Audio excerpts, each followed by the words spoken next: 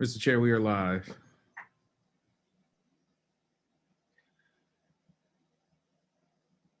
Hello, everyone. Good afternoon, and welcome to the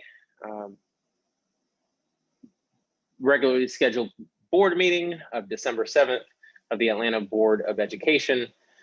We continue to remain in a virtual format due to the continuing unfavorable trends in our community regarding COVID-19.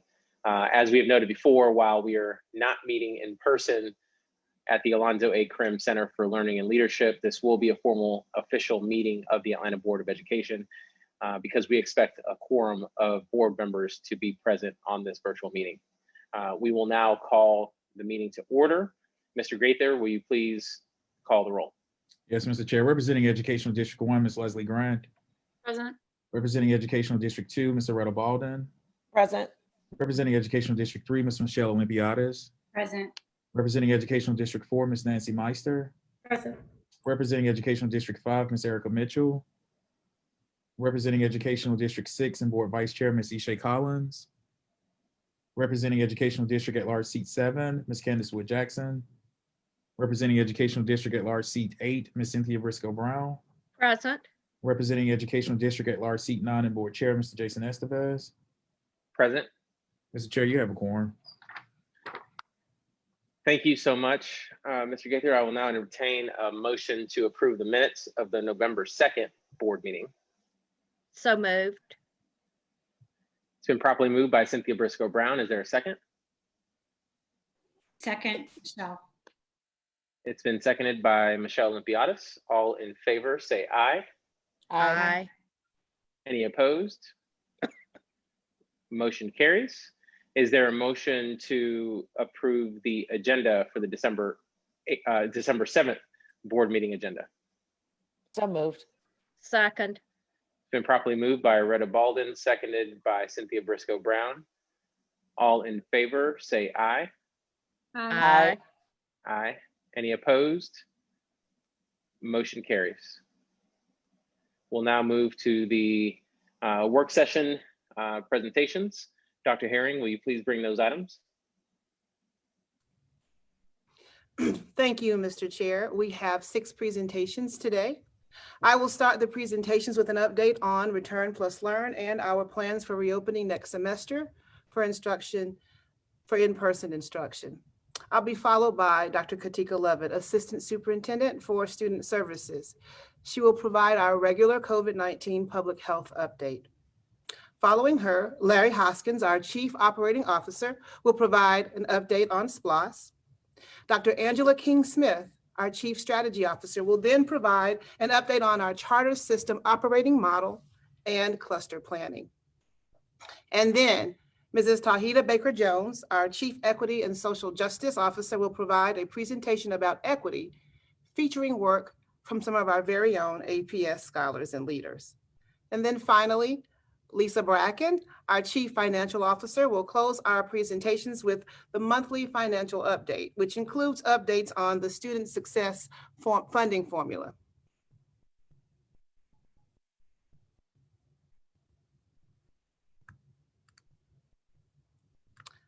I will go first. And so as we near the end of the calendar year and begin closing out the first semester, I wanted to take this time to update you on our plans as we move into January 2021. As always, I note that the current surge of COVID-19 and our ongoing need for safety remains the most critical area of focus for us all. We continue to work with health experts and partners to manage our day-to-day efforts and prepare for the future reopening of Atlanta Public Schools. And although it may not look like it now, this surge will end. So we must continue to prepare our students, staff, and community for the next phases of Return Plus Learn.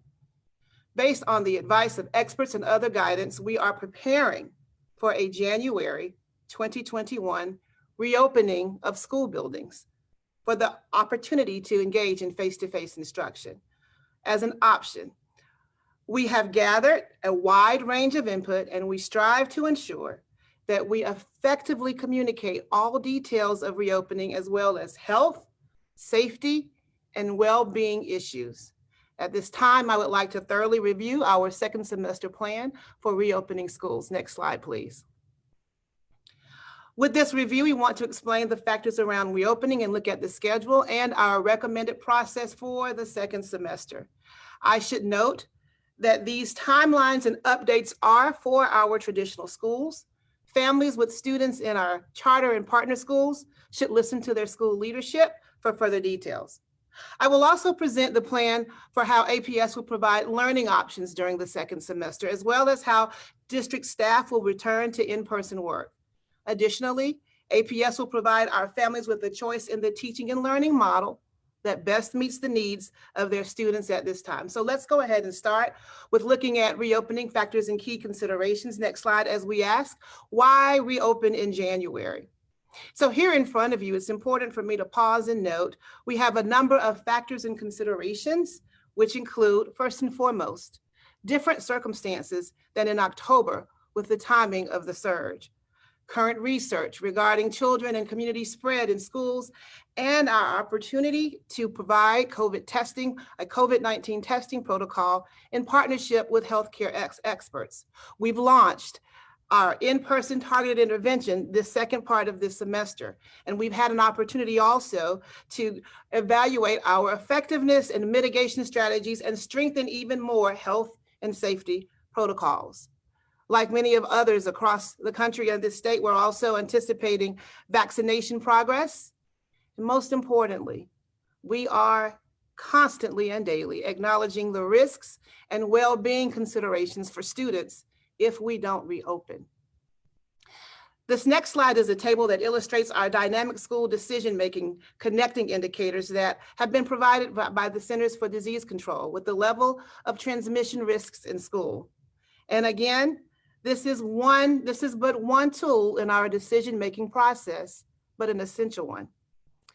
At this time, I want to pause and be very clear around our conversations in the earlier part of this semester in October for reopening, where we very specifically identified our focus on the metrics as a leading indicator.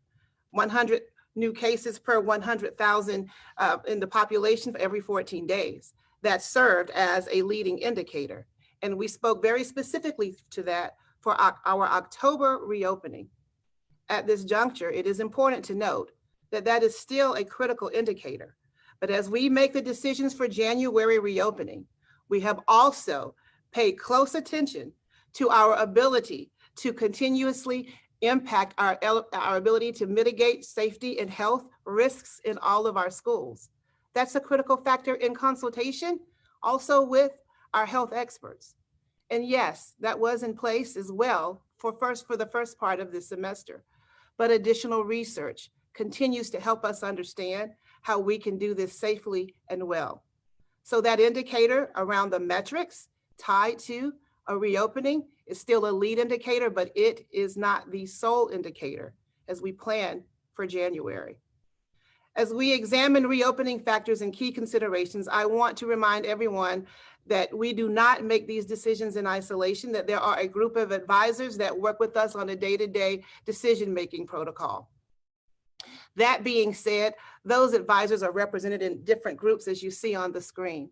We are thankful for them, and I want to express my sincere appreciation to Children's Healthcare of Atlanta, Emory University School of Public Health, Morehouse School of Medicine, the Centers for Disease Control, the Whitefoot Foundation, the Partners for Equity in Child and Adolescent Health, the Grady Health System, the Fulton County and Dekalb County Boards of Health, and the Georgia Department of Public Health for their guidance, partnership, and access to expertise. Next slide.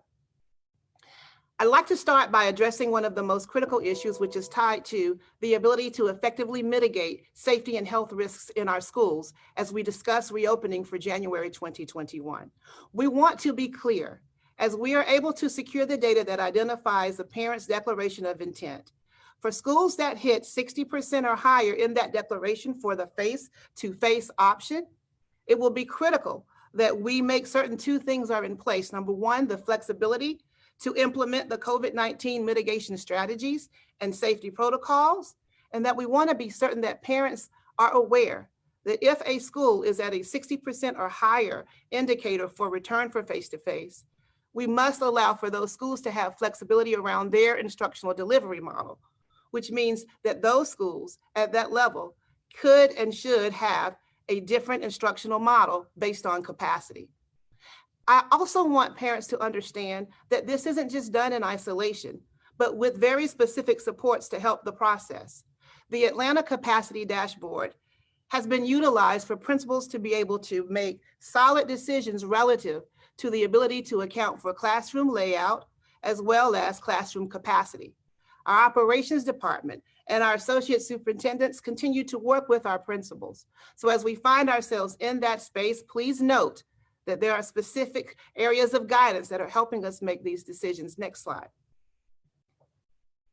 We want to emphasize the importance of protection because clearly we know that's top of mind for all. Our plan involves 3 learning models as we prepare for reopening. Next slide. We'll start with the importance of protection. We'll talk about the process and also the plan itself. I want to give you reassurance that APS has been very diligent in focusing on all key areas that are critical for a safe return: air quality, water quality, safe buildings and buses, and of course, our important focus on people. Our process involves a deliberate schedule of how we bring staff back into our buildings. AIR is including our investment into $68 million to not only upgrade our HVAC systems in APS, but to have already effectively started to do just that work. As it relates to water quality, such as continuous flushing of our systems and conducting tests and providing bottled water, I'm very proud of the work that we've been able to do to not only test, but ensure safety with our water systems. Through the use of fogging, wipe downs, and other measures, we're prepared for buildings and buses and a protocol and system that allows for that to happen repeatedly throughout the day. And of course, relative to our people, we've developed a comprehensive COVID-19 testing strategy that is in the works with our health experts. We have also maintained our commitment and have already made certain that PPE equipment is available in all of our schools and within our central offices. Our current practices will continue with social distancing and other measures. Next slide, please. As we look at the comprehensive COVID-19 testing strategy, we will continue to unpack what is involved in that. But it is important to note that that strategy focuses on 3 key areas when it comes down to how testing decisions will be made. Students, teachers, and staff with symptoms identified through our health screening protocols will have access to testing. Students, teachers, and staff who have had contact with someone with COVID-19 in the school or workplace, or all students, faculty, and staff with possible exposure in the context of outbreak settings would also have access. All schools are expected to adhere to our district health and safety guidelines, which include screening measures and temperature assessments, use of masks and face shields, social distancing, and other hygiene and cleaning equipment. Next slide. Again, I've spoken to our screening measures, but I also want to make certain that we're clear on the specificity tied to those protocols. All students will be required, and staff and employees, to wear masks at all times. Everyone will participate in the daily temperature screening and complete a daily questionnaire to note if they are experiencing symptoms or have been exposed to COVID-19. And finally, the results of a self-assessment will determine if the individual should go to work or go to school or work or simply remain at home. These regular screenings are a critical part of the check-in process. Next slide. Before reopening, as I've shared, we've invested in the ability to ensure that we've had all of the resources needed, both in classrooms and in our office buildings, whether those are our face shields, sanitizers, disinfectants, and access to the appropriate resources for cleaning. Next slide. Now I'd like to talk specifically about our support around people. Next slide.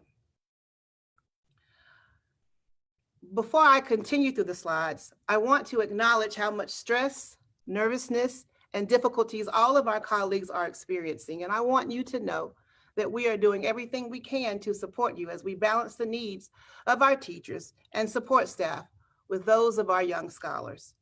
Please know that we care. So please talk to your supervisors or call our Employee Assistance Program at 888-993-7650. We've been very diligent around our efforts to make certain we can provide childcare support for those who need it. And for some really good news, I'm especially pleased that because of our growth in our fund balance this current fiscal year, we can earmark $7.5 million for a one-time stipend for employees. We know that many of you did not receive a raise, and although we were able to implement a $15 an hour minimum wage, we believe that this APS Care stipend of $1,000 represents our appreciation for our employees and is designed to help offset personal costs for internet, supplies, materials, childcare, and more. This will be a part of the next paycheck for our regular, full-time, and part-time hourly employees who work during the school day and at least 29 hours per week. Looking further at people, our current staffing for schools and district offices show that at the start of the school year, all employees are either working in person daily due to the nature of their essential job duties, like custodians, bus drivers, facility staff, or working remotely most of the time with the option to come to the work site as needed, or working remotely all the time with a telework arrangement approved by Human Resources. Next slide. Moving into our proposed reopening, we have created this timeline. We plan to have school-based staff return to work in person on Tuesday, January 19th, 2021, to prepare for in-person learning according to the proposed schedule for 4 days per week in person and Wednesdays virtual. District office staff will return to work in person on Monday, January 11th, 2021, with work schedules to be established by each department's supervisor. We have implemented checklists for school and district office staffing for reopening, outlined COVID-19 exposure reporting procedures, and created workplace safety procedures. Employees unable to return to work may request telework or leave. To be more specific about telework or leave, employees who are unable to report to work in person may be eligible for a telework arrangement, FMLA, family medical leave, and/or use of personal sick leave based on federal law and local policy. The Families First Coronavirus Relief Act is set to expire December 31st. The district's telework and leave procedures are being amended accordingly. Therefore, all employees seeking telework for the second semester must apply or reapply for telework starting this past Friday, December 4th, and that remains open until January 4th, 2021. This next slide goes into detail about how our employees can make those requests and what constitutes a legitimate reason for that request. Now, let's review the plan. The slide for teleworking has been communicated to our staff on numerous occasions, and I do want to remind you that HR remains available to answer any questions that you have. Our next slide, thank you, the plan. As you will recall, we developed a phased-in approach for reopening districts, for reopening our school system back in October. And that approach included 3 very specific instructional delivery models. Option 1, our current site-based virtual learning. Option 2, face-to-face options. And then of course, option 3, Atlanta Virtual Academy. Next slide, please. In that process, next slide, you will see that we have planned the following, starting with elementary students. We are looking at the following schedule, January 25th, pre-K through 2nd, and special education low incidence, that's pre-K through 5th grade, in-person option begins. February 1st, grades 3 through 5, in-person learning option begins. Next slide. For middle school and high school students, we will follow the following. If you are special education low incidence, 6 through 12, you'll also be a part of that option for in-person learning beginning January 25th. February 1st captures grades 6, 9, and 10 for the in-person learning option. And February 4th, grades 7, 8, 11th, and 12th, the in-person learning option begins.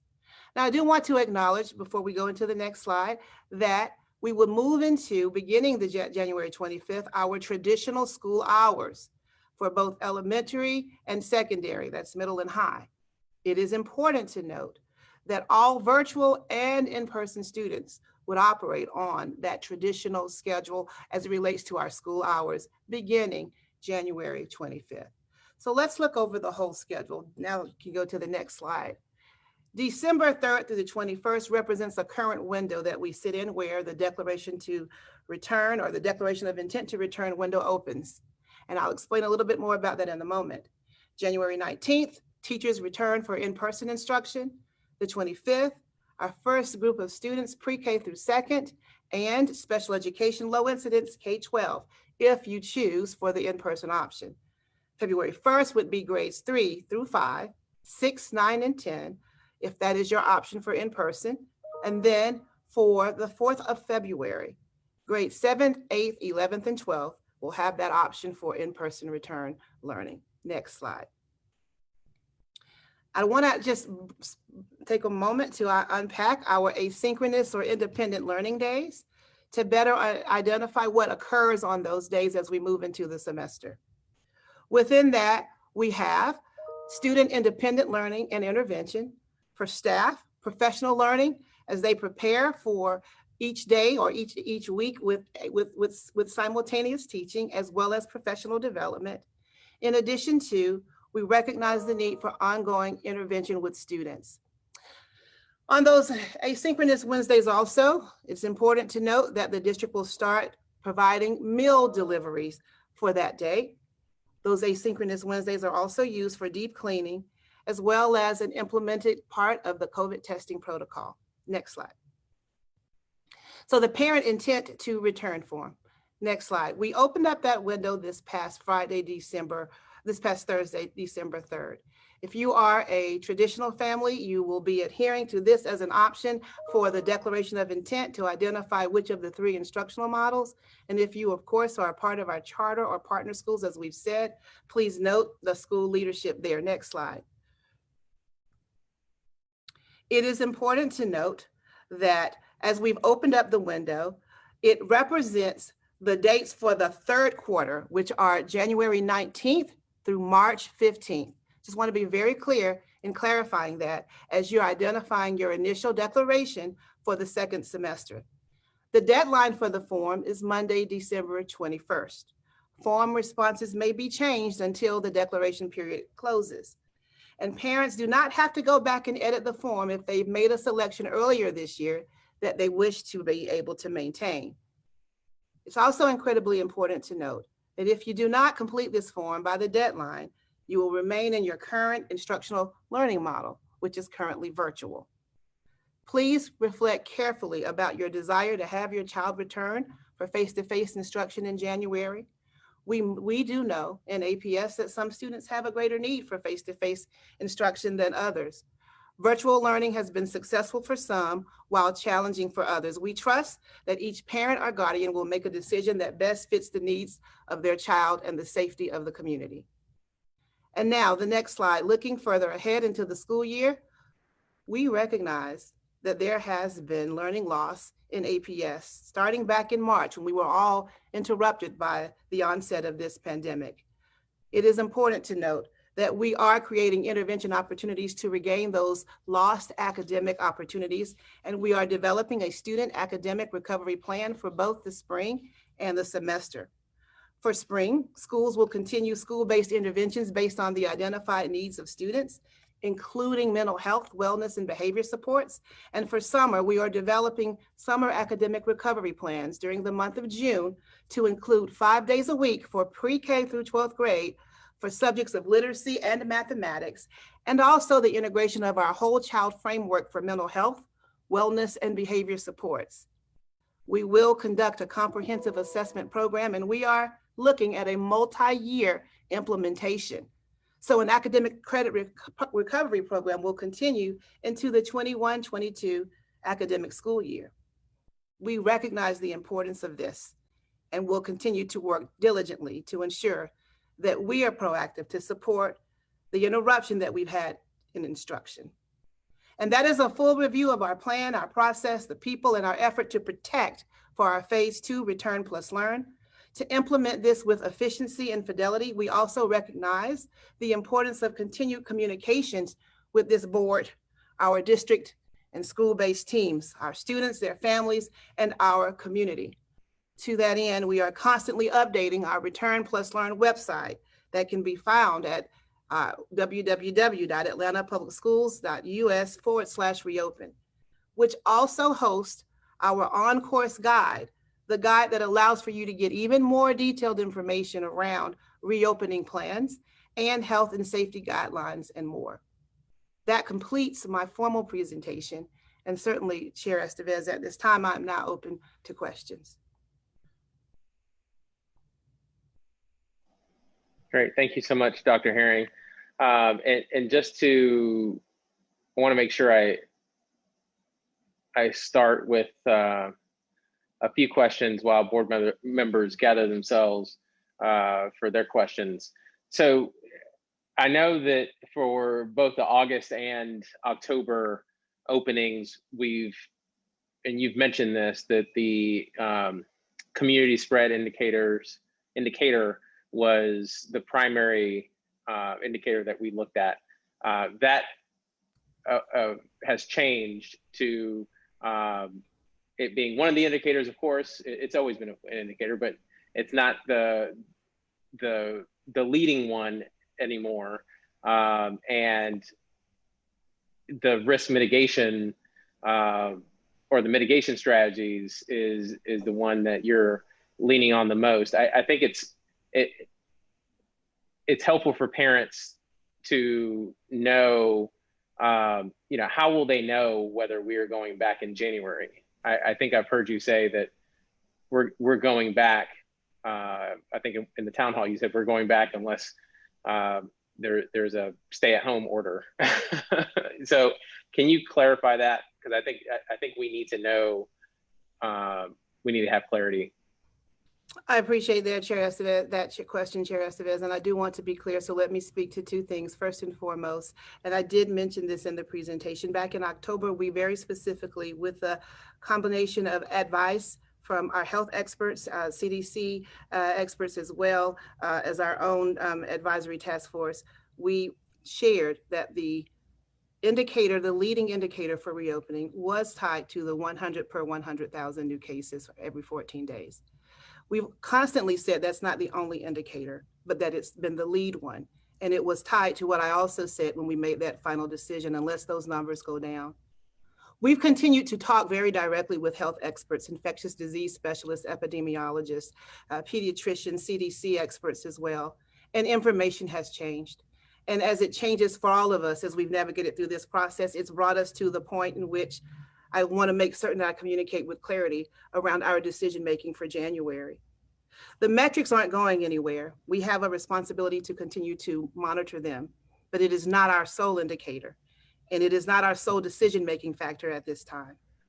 In addition to that, we've also paid close attention to the importance of CDC guidelines that were updated in October of 2020. What has been critically clear is the ability to effectively mitigate safety and health risks in our buildings and in all of our schools. So the question of, is there a specific metric number? We anticipate that, as we've been told across the country, that the numbers will continue to surge before they decline. But research has also indicated the opportunity for us to identify how we can safely mitigate and also note this level of spread in schools as we continue to navigate through the pandemic. Mitigation for safety and health risks are a critical factor. And you've also said something else that I want to be very clear about. It is our intent to reopen in January of 2021, short of mandates that would come across either the state or the country around this surge within the numbers. We believe that in APS we have planned effectively, and we will continue to identify and unpack what those planning protocols are for safety and health measures. But we also recognize that we are a unique population where we must be in consideration for our students who have experienced loss and allow for that option to exist. Okay, so what I've heard you say is that we feel comfortable with our mitigation strategies, with the testing that we'll have in place. And because of that, we plan on going back in January as long as there's no No, shutdown. That's correct. Yes, sir. Okay, thank you. And then part of that change, and I understand the change from October, and you had this in the slide, if we can go back to the slide, I think it's like 3 or 4, the one before that, the one of the primary changes since October, it's not only the guidance that you're receiving from CDC and health experts, but it's the timing of the surge. Going back in October and November would have been in the middle. Well, we're all experiencing We're in it. the surge. We're in it. And then not only that, but we've also gotten back more research and data on children community spread. We've launched our own intervention in-person supports.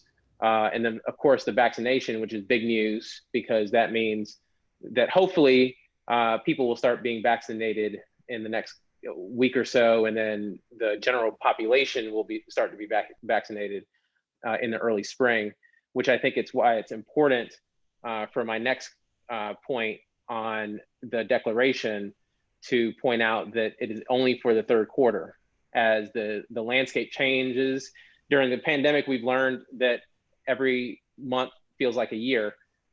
So this can look very different in March, which means parents will have another opportunity to select a different option for the last quarter of the year.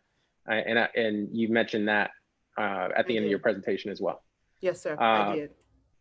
And then just like last time, there are certain things that parents won't know the answer to, and I just want to make sure we highlight that, because principals are going to be planning based on the declaration numbers. So we won't, on an individual basis. Go ahead.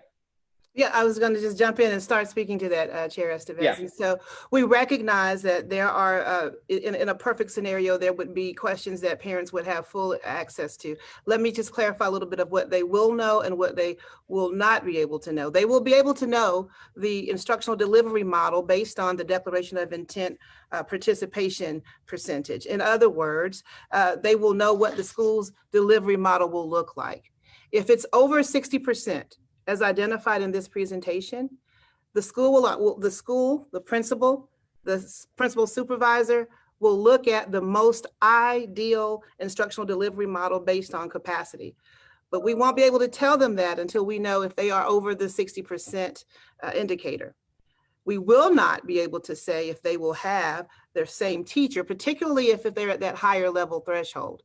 It's important to note that back in October, when we executed the Declaration of Intent, close to 90% of our schools are below that threshold of 60%. But for those that are, I've emphasized the importance, based on not just what our health experts have shared, but what we've learned. The ability to mitigate safety and health risks are tied to our ability to have the appropriate social distancing efforts in the classroom, and also have a classroom layout as well as a capacity layout that might require the changing of a model. In addition to that, we do want parents to know that we are if they choose the face-to-face option, devices will be a part of that face-to-face engagement.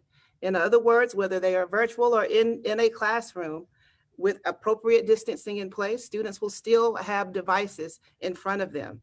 That model can look differently, perhaps if there's a capacity factor there, but parents should know up front that the devices will come along with the students. Yes, face-to-face will look different. There is an opportunity for meaningful interaction, but because of simultaneous teaching, that's a very critical factor. One of the things that has been the most frequented question, Chair Estevez, though, has been the teacher assignment and the ability to maintain that. And we cannot guarantee that by December 21st, we can confirm that that will or will not change. Yeah, thank you. And I think that's fair. I know that in many school districts, including APS, the goal has been to keep students with the teachers that they have, particularly those elementary school teachers, but even to the extent middle school and high school teachers have had, students have had certain teachers, try to keep them together. but things may change. Generally though, the whole experience is going to feel different for the rest of the year, just because there are going to be students that are coming back into a face-to-face environment. That's going to require some teachers to teach both virtual and face-to-face children, which is obviously going to be incredibly challenging for our teachers. But at the same time, that also means the experience and the feel for students will not feel, the face-to-face experience will not be the same as it was last year, at least while the pandemic is happening. So I think it's important for parents to know that when they select that face-to-face option, that while there will be meaningful interaction between students and teachers and each other, it's going to be very different. You won't have handouts. You'll have heavy reliance on a computer, laptop, or device while you're in the classroom, and that may be different. So generally, that's the answer. Obviously, when you get into the school specific situations, that can change. Yes. Because principals have that autonomy. The last question, and then I'll throw it over to Leslie, who I see has questions. If a school, and I want to be very clear on the 60%, it is 60% of building capacity is what we're looking at for instructional model, right? We are looking, so let me make sure I understood your question. We're looking at if over 60% of that, of those parents who identify their declaration to return, if that number is over 60%, and that impacts the capacity of the school, that is when we would have to initiate a different consideration for the instructional delivery model. Okay, and if we can go to that slide. Yes. Because that's been part. Can we go to that where slide? I've been confused. Next. Keep going. Next slide. Next slide. There we go. There we go. Okay, so it says so because some parents, it depends on the school. That's right. It's 60% of the in-person capacity of that school. And that's where the Atlanta capacity dashboard is important, because that's been developed to help principals, help school leaders know how much capacity they can have in their classroom. And I want to be very clear with parents on what that dashboard is. It literally tells each school how many students they can have in each class, how many students they can have in the entire school, based on, 60% was not a made up number. That's correct. It is based on how ensuring that students can be 6 feet apart in a classroom. It ensures. Can you talk about that? Yes, I will.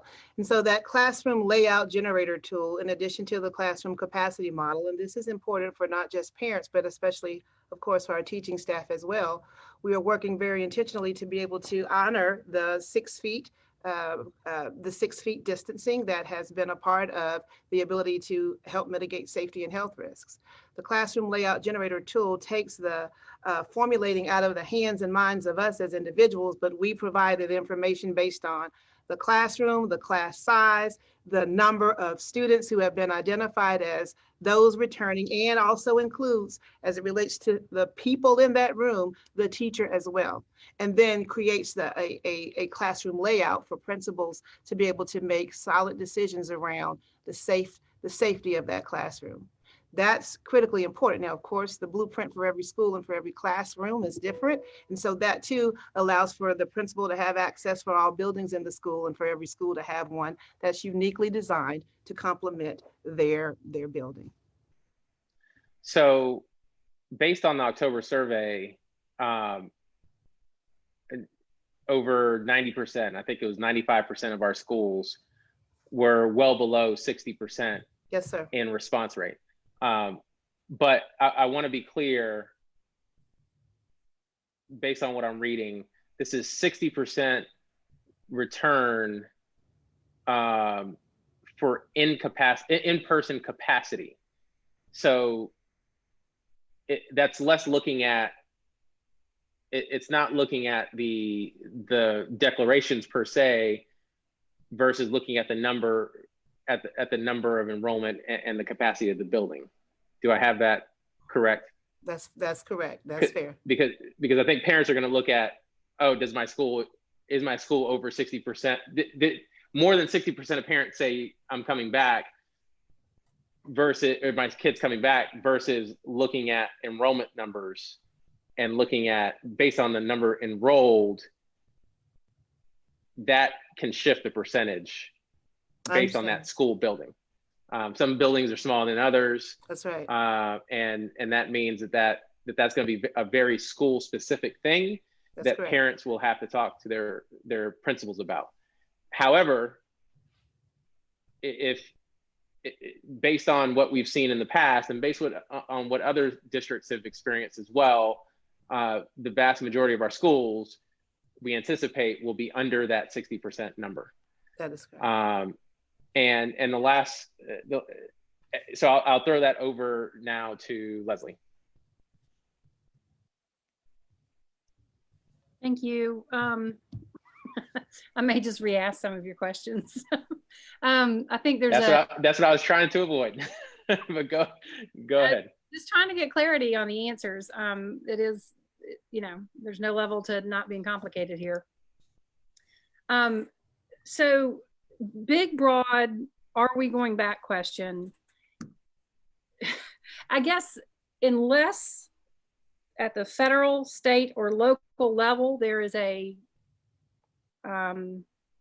mandate to not go back in person, then we are going back. That's correct. That's correct, Chair Grant. Not Chair, Board Member Grant. And let me also, nope, that's correct. Yes, ma'am. Mm-hmm. Okay, so we are going back regardless, unless a governmental or health body with enough gravitas tells us we are not. Yes, and it is our intent. And I want to clarify, we're saying going back, we are committed to allowing for that reopening that allows for face-to-face, if that's a choice. Virtual does not disappear. Virtual remains. And that's important because I've actually had those questions asked of me several times. When we say reopen and go back, we want to be very clear that virtual is still an option, but that even with the numbers as we've been monitoring, we would be reopening and bringing in that face-to-face option. Okay, so it switches the onus of this whole piece a little bit, which I think should have been the point from the get-go. But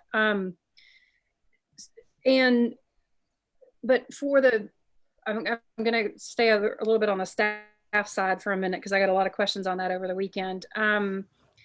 Going back, you have the ability to say your child is going to stay home or they're going to go back in person, but the staff, unless they have a viable, and if you telework, tiny, can we get numbers on the slides? Not right now, but there was the one about the staff when they're going back, what their legal opt-outs are. And I wanted to ask specifically about the FFCRA. Okay. Could you forward the presentation to the people slide, and then following the telework presentation, that slide should, there you go. Keep moving. Right. Keep going. Next slide. Keep going. Keep going. Oh, that's it. Okay. Yeah, sorry, go back. Go back to one. Yeah. So the Families First Coronavirus Relief Act, just from a conversation I've had, my understanding is that this was, if a teacher who's a parent of a school-age child in their own or another district had a reason to stay home that was only because they needed to take care of their child whose school district was not open, that they could do that. And I don't know that that's completely correct around this, but so given that situation, if this goes away And is there anybody, does anyone know if anybody's working to extend this? Families First Coronavirus Relief Act? And then you're asking on a national level extension? Yeah, I mean, maybe Erica would know, or, you know, if there's any possibility of that being extended, because that would be a different math for who's coming back, teachers, right? A small percentage, but an important percentage. So if that is definitely going to expire on December 31st and teachers do have to come back, but their students, I mean, their only reason for needing to stay home is their own students. Is that's no longer a viable reason? They would have to take FMLA, or they wouldn't be able to continue teaching virtually from home. So let me do some clarification for you. So yes, you are correct. The kids, so the first your first question was, in its current existence, that was the reason why FFCRA was in place. So that if parents if teachers had students in another district, et cetera, and that they needed to be home, this allowed for just that. So you were correct. That was certainly one of the options. The second was, do we know if there's any extension or any act towards that? I've been, I meet regularly with a cohort with the Council of Great City Schools superintendents from across the country. We've talked about what the Biden administration is currently entertaining as it relates to some of the most critical things to not only reopening, but obviously the roles that teachers play. I don't have a confirmation on if they are actively working on that given the change at the federal level, but we certainly can push in that regard.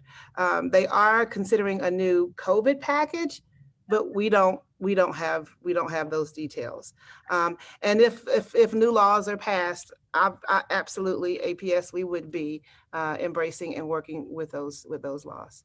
Okay, but I did see there was a resource, so maybe that's something for them to go ahead and consider.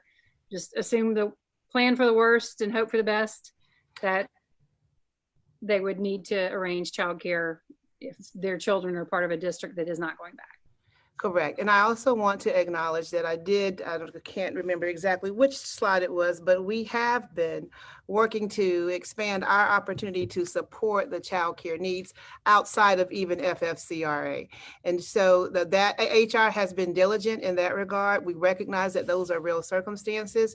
And so we continue to share, in addition to that, helping to find fiscal resources to help with child care as well for our staff and employees in that same area. And so we will make certain that we keep that in the forefront. So that's important. If kids are grades K through 8 in APS, they should be able to come to an APS school if that is the option of one of our employees. Under age 5, we have a new dedicated hotline that I was speaking to that helps to identify supports for childcare as needed for our employees. That was sent out Friday, also in our staff memo. So that's important to note as a place to redirect for that information for employees specifically. Okay. And I had a specific question around, and it's, maybe I could just send it to Sky, but what the turnaround time is for notification. If they put in an application to telework, what they're like how long before they figure, if they're, is it only after January 4th that they're going to be told that they can do that, or what?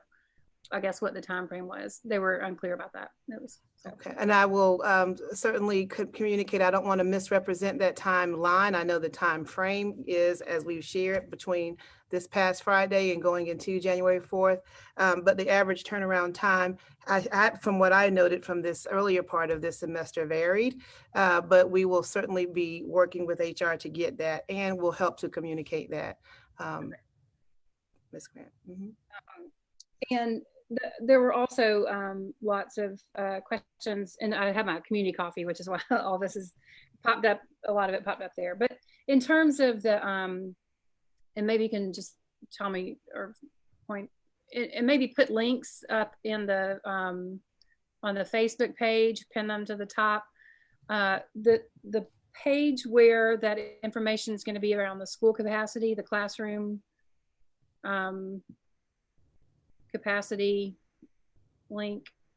There a link for that. I don't for the capacity dashboard. Yeah. I'll have to get the team. We'll get that. I do want to emphasize that is that what you're talking about? Board Yeah. member Grant? Again, where all of the information around the specific COVID planning is, the The on-course guide, the on-course guide. The link for the on-course guide, which I've also done the click on that. For clarity, if you go to the www.atlantapublicschools.us/reopen, the reopen dashboard, our platform, the moment you're there, to the left is the on-course guide. We've tried to lift that to the top so it's available, but what you just asked is if we could put that in this link as well so the team can do that. Did I get your question correctly? Yes, you did, but unless I know to put /reopen, just can somebody Okay. look at the website again and make sure that that's Yes, ma'am. actually up front? I'm not finding that, and it's not in the departments and services, which is where I usually go to Okay. find anything. So just make sure that that's there. But if people go there, they should come away from that page feeling confident that they know if this happens, this happens. If this happens, that this is how, these are all our cleaning protocols. This is what I Yes. expect from the school. Okay. And one final, I just want to make sure that we all understand that nobody wants to have, this situation. Nobody wants to have teachers teaching virtually and in person to students in both formats. It's not what anybody wants, but it is necessary. And I just want to, encourage patience on everyone's, from everyone who is very eager to change our current situation. But we also have to understand it's just not going to be perfect for anybody until we can all get back to regular. So, but thank you very much for all the work on this. Yes, ma'am. Michelle?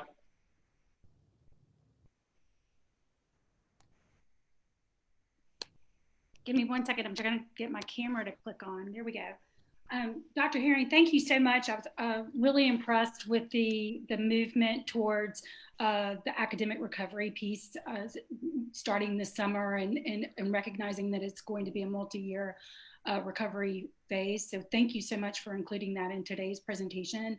I'm going to just echo that there is no go date, that we are definitely moving forward, and as just explained, unless there is a local, state, or federal mandate to stay at home.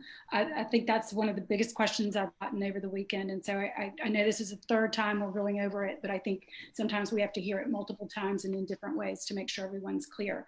I do want to go back to that 60%. I don't think, and just reading quickly through the Facebook feed as well, that there's a lot of clarity on that. Okay. So once again, if you could state, if is it 60% capacity of our buildings that we're capping, or 60% of the response rate? And because I think the communities that are going to be hit with the response rates that have been higher than 60% or close to 60% may actually have capacity, may already be over capacity of what we would ideally want to see in a building. Does that make sense? It does. Okay.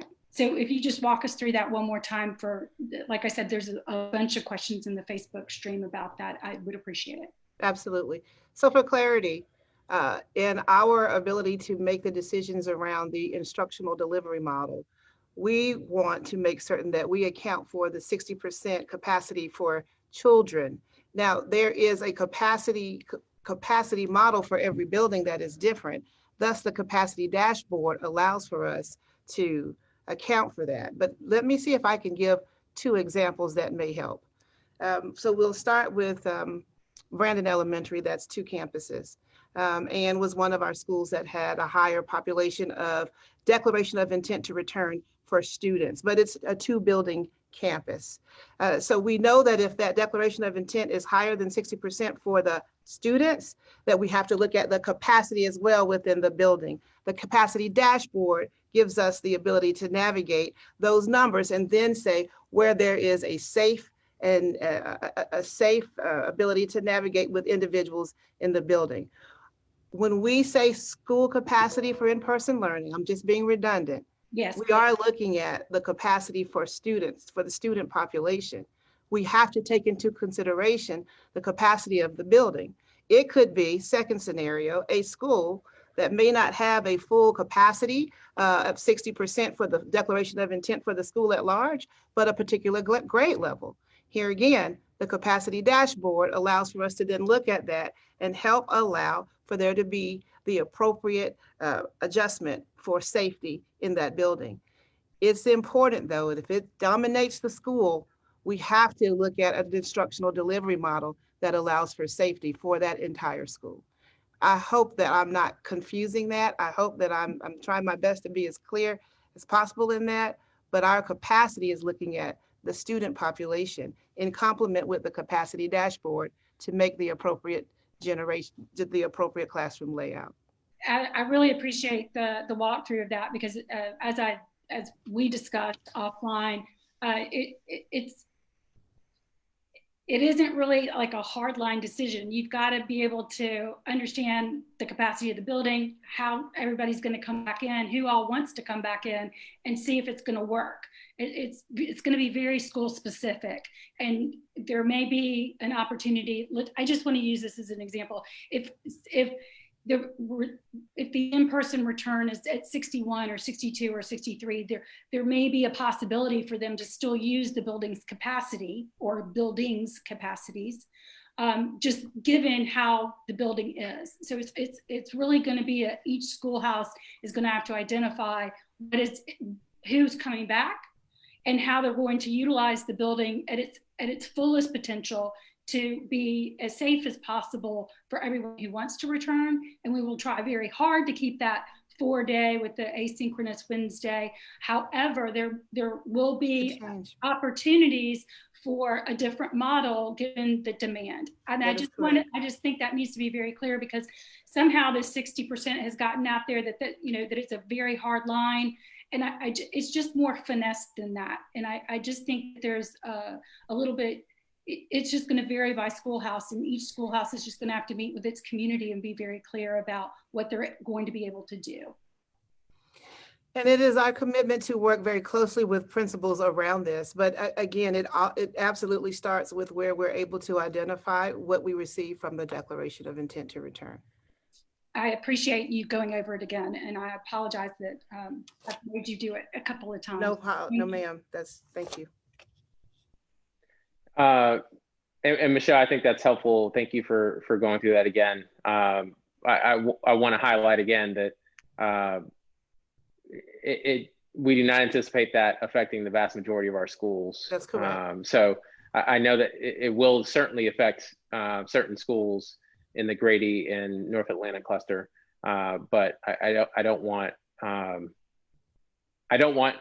parents to think that this is something we have to look at for every single school. We certainly don't anticipate that, unless parents just have a dramatic change of opinion in the last month and a half, 2 months, which we have not seen in other districts. Cynthia. Thank you. Can you hear me? Yes, ma'am. Yes, we can. Okay, thank you. I would appreciate your going over our reopening, our Return Plus Learn plans, specifically as they affect charter and partner schools. There was some confusion during the last time that we put out a plan, and some frustration that charter and partner schools families did not participate in the intent to return declaration in particular, and feeling like they had not had a chance to express themselves. Can you please talk about what autonomy charter and partner schools have to make their own decisions and the limits of that autonomy? Yes, thank you, board member Briscoe Brown, for that. So let me just start out in the most simplest of terms. As we introduce when we speak to the Declaration of Intent, it is tied to our traditional schools for the information that we're gathering. So there is a level of flexibility and autonomy that does exist in our charter and partner schools as it relates to how they are able to identify their instructional delivery models, et cetera. But from a higher level, if we are virtual, the expectation is that our charter and partner schools are also virtual. As we expand into the reopening for phase 2, Our expectation is that their level of expansion would happen at our charter and partner schools. They are unique in that their leadership can identify what that will look like, but they have to also follow our health and safety protocols. Those are the distinct factors that are important to note, because some of the feedback that we received also was, while we were virtual, the desire to do something contrary to that from what APS has identified. So again, just for clarity, as we look into a phase 2 reopening and expand into the face-to-face options, that's for our traditional school families. Our charter and partner school families do have flexibility and autonomy around what that might look like for each individual school, as they too will have that level of expansion. But we do expect that every school, charter, partner, or traditional, will adhere to our safety guidelines as it relates to COVID-19 procedures. And so individual families at our charter and partner schools should look for separate communications from their individual administrations. Yes, ma'am. About their plans for returning to in-person learning. Yes, ma'am. Okay. Thank you very much. And I'm sorry, I'm gonna have to go back one more time to this 60% because I'm getting texts as we have this meeting about having questions about that. Can I just pose a hypothetical here because Sure. it helps me to be very specific? Let's say we have a school with a building capacity of 1,000 students. And I'm going to use round numbers because the math is easier. 60% of that would be 600 students. Is it correct that on our current model as being shown on the slide, we would not be able to support more than 600 students in a building on a Monday, on a given Monday, any particular day? Is that the way it works? Well, so let's just keep it simple, even in simple terms. There's some missing factors: size of the building, classroom size, et cetera.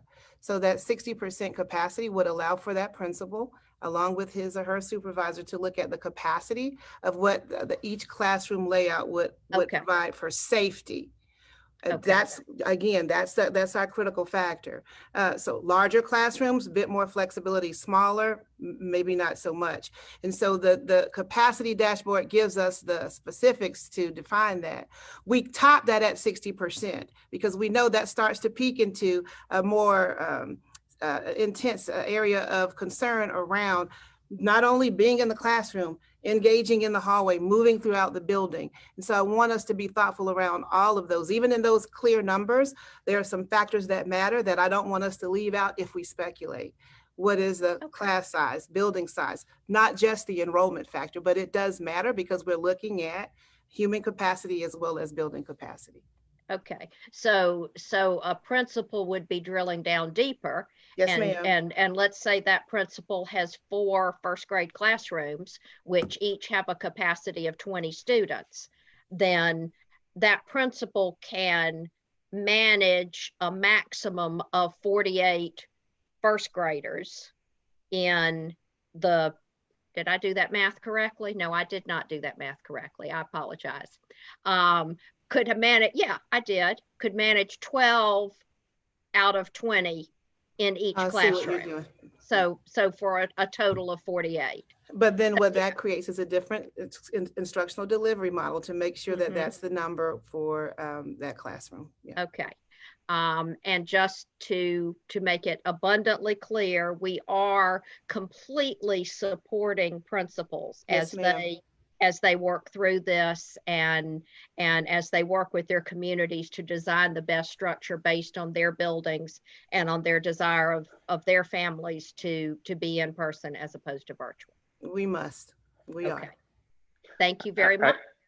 I think Cynthia and Dr. Herring, I think it's important to note that principals and the administration have had this access, have had this dashboard tool for a while now. It's not a new tool. That's correct. Principals have had access to this prior to October, so they've had a lot of time to kind of explore and know how to use this tool. I think that's important for our community to know that this is not a new thing. It's new as far as talking about it with the return to learn, return to buildings phase 2, but it's not new for school leaders. I think that's important to make that distinction. No, it's not. And in fact, I'll say that I'm hearing very good reports from principals about how supportive they feel that senior administration has been as they work through the issues in their own particular schools. So I thank Dr. Herring and her team for providing that support and for continuing to provide it as we go forward. Thank you. And that is a team effort. That's important. And thank you, Chair Estevez, for the lifting of the Atlanta capacity dashboard. All right. That's all. Isha?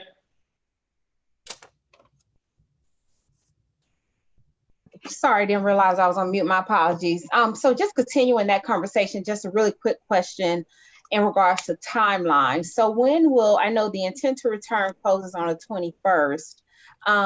Have we landed on a timeline, a definitive date, say after the holidays, where that planning or those plans need to be, not created or actually even submitted for definitive review before January 19th? And the reason why I know we'll probably get questions about what are the numbers, capacity, just kind of understanding, like the layout at each school based on this 60%. So have we landed on a definitive timeline after the intent to return to start pulling that together? So let me just speak to that. I appreciate that question, Board Member Collins, Vice Chair Collins. So first off, it's important to note that, as we said earlier, it is our intent to reopen as we go into the second semester. Our proposed timeline for the teachers to return or school-based staff to return to work in person on January 19th is also following a 2-week window. We do recognize, as we're coming from a holiday break, it is also just as critically important for us to be in tune to what we're hearing across the state and across the country relative to COVID. But now we also know that upon return from the break, principals will have the data that will help them start identifying where they fall as it relates to the declaration of intent to return leading up to before the 19th. If I had to give you a window, because that window is important, it would be those first 2 weeks. We don't have a specific date of sharing out, but we will make certain that we ensure that for every school where that is an issue of concern, the 60% or higher, that we communicate as soon as possible what that means for each of those families at those respective schools. That 2-week window returning from the break will be our opportunity to start pushing out 60% restructuring of the models as needed. Great, thank you. And then the second question I have is actually kind of goes towards staff return. And so there's been, and I know you probably, if some board members have heard this dialogue in regards to staff that, to staff that are returning. And when you think about what other districts are doing, I'm, just curious or to see the conversation around any level of scrutiny that is being given towards any level of scrutiny that is being given towards the level of telework or the FMLA request. And I know there's some legalities around that, but just want to kind of, there's also this dialogue of being concerned of not having enough teachers. And so I know there was one county where they actually, in fact, did, almost like investigations on telework requests for, based on childcare and various other reasons. And so it wasn't for sure, not that we were looking at something of that magnitude, but, just to kind of hear some of the dialogue, if there is an increased submission of telework or request of staff to stay at home, and particularly it impacts certain schools throughout the district. So just kind of wanted to hear any thought. Sure. or have we even began that conversation? Sure. And we talked about that, Vice Chair Collins, earlier on in this semester when we were looking at the October reopening, looking at the percentage of staff, but very specifically teachers who had completed telework, and we knew that there would be some need for either substitute teachers or other reconfigurations for planning appropriately. At that time, we were not in a space of concern, but we have a responsibility, it's particularly coming out of HR, to monitor that. And so let me emphasize that we will absolutely continue to do that. We also did not have a worry at that time around having the capacity to provide subs if needed. As we now look at January 2021 and reopening, we'll continue to watch those numbers. We were monitoring weekly what our telework applications look like, in addition to the number of approvals. Unlike other districts that allow for the opportunity to volunteer for telework, in APS, we are requiring documentation from a doctor if that is something that is needed for their telework request. We have had some denials of documents that we had concern about that were fraudulent, but overall, our rate for telework approval has been at about 25%. Okay. All right. Thank you. Thank you. And the last question I have is around the last slide as we think about what, learning opportunities moving into the summer. And so I know you laid out a plan of 5 day a week, these subject content, but wanting to see what was additional conversation or dialogue about our external, the utilization of our external partners. Every summer, as you know, we've hosted our Power Up Learning, which has sort of been our summer bridge program that, summer bridge programming that we've offered, but knowing the current state that we're in the pandemic and the learning loss that has taken place, have we engaged in any initial conversations with our external partners on what that looks like to have their support and commitment to help us with this summer effort, which we know is going to be Herculean we definitely know it's going to be a heavy lift.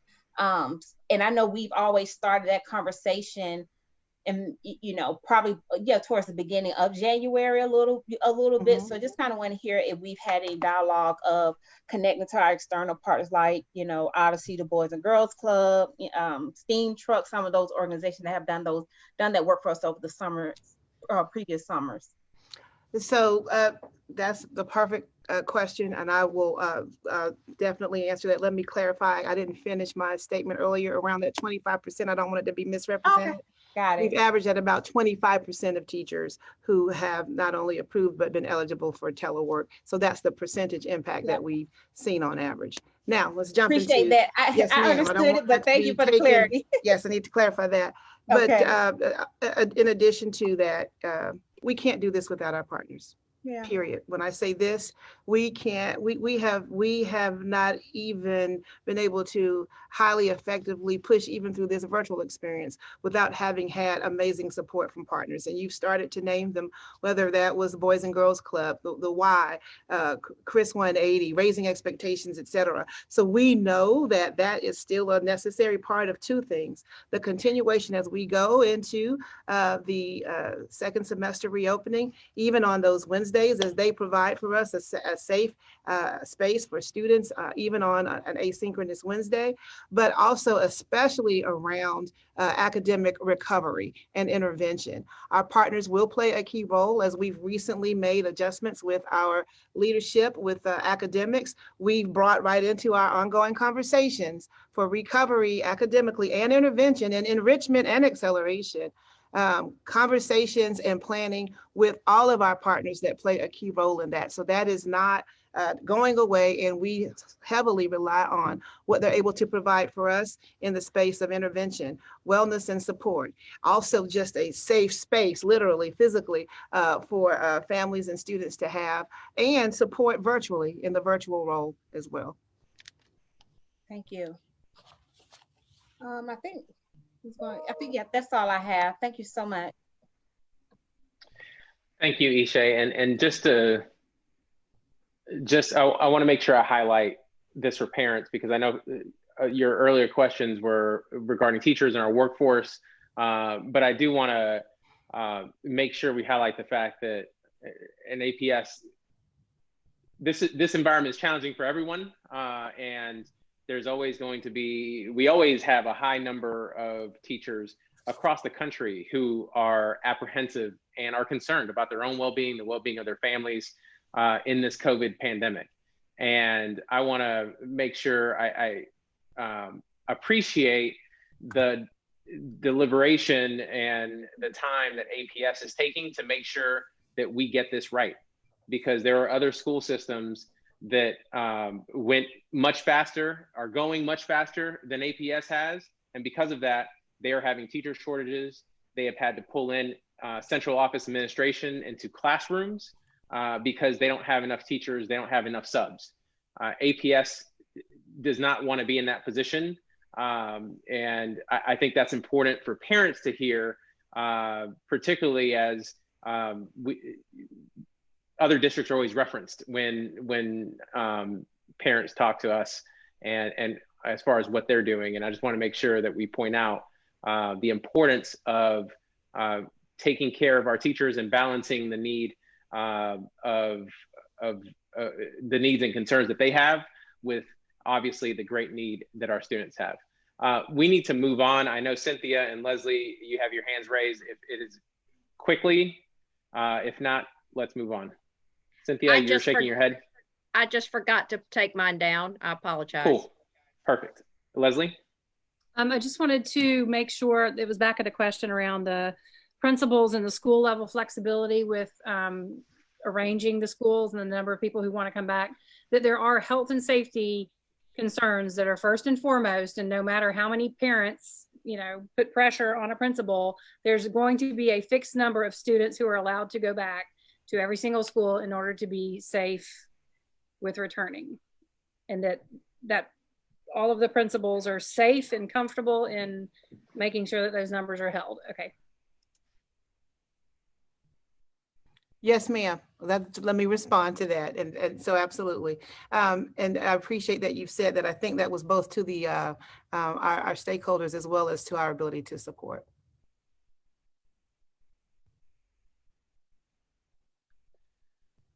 All right. So thank you for that. As we move on to Dr. Levitt's presentation, if we can, I know we're going to keep that short anyway, but if we can keep that really short, because we're really far behind. So Yes.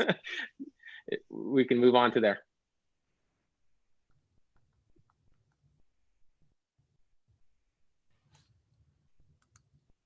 Okay, at this time, for our second presentation, Dr. Tahita Levitt, Assistant Superintendent for Student Services, will provide the latest COVID-19 public health data update.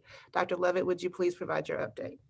Okay, thank you. And greetings, everyone. Good afternoon. Certainly, in the interest of time, I'll go straight into the presentation. Just a few key updates to talk about how COVID is trending here within the APS community. Next slide, please.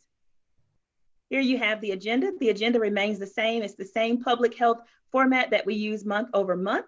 We'll talk about the categories in terms of the 14-day case rating where we currently are. We'll talk a little bit more about counties and more specifically, while bringing Dekalb today, a little bit more information to share about Dekalb. Happy to share that. And we'll talk about how COVID-19 is trending amongst school-aged children. Next slide, please. Here you have this information. You heard Dr. Herring reference it earlier. These continue to be the tools that guide our decision-making. The DPH information, Department of Public Health, as well as the CDC indicators, which really guide our mitigation strategies.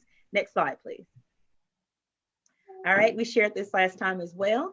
The categories for the 14-day case rates were updated by DPH, and you'll see some slightly different terms: high, moderate low, and then less than 5 where cases are not reported. Next slide. Here you have a map using that information in terms of the categories. I'm just looking at it, briefly looking at the entire state of Georgia. You can see that for the state, we remain in high cases really amongst most of the counties here within the state of Georgia, with the exception of just a few.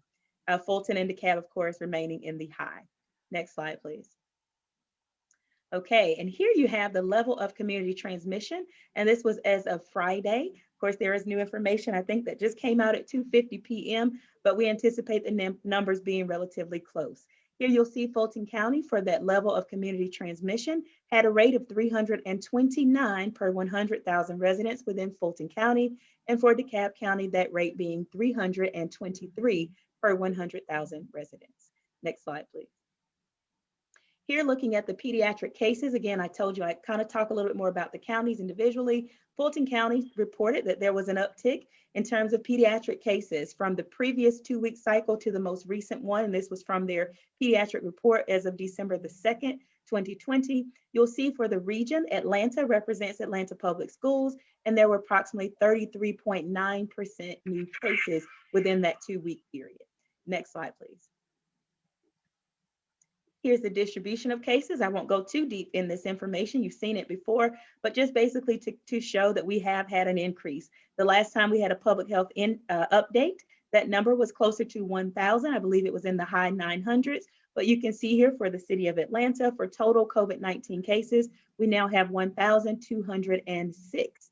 And again, if you look at the numbers by school-age children, you can see the breakdowns with the largest group being those individuals from 15 to 18. And we start to see those trends look almost like what we're seeing with adults. Next slide, please. Here's the age distribution. Again, just looking at the information from Fulton County and the pediatric report, you can see the breakdown over the most recently reported 14-day period all the way to the right. And in that information, you can see for the percent of new cases, the age bracket of 15 to 18 continues to be the age bracket in which we see the largest growth over time in terms of COVID-19 cases in APS, and particularly Fulton County. Next slide, please.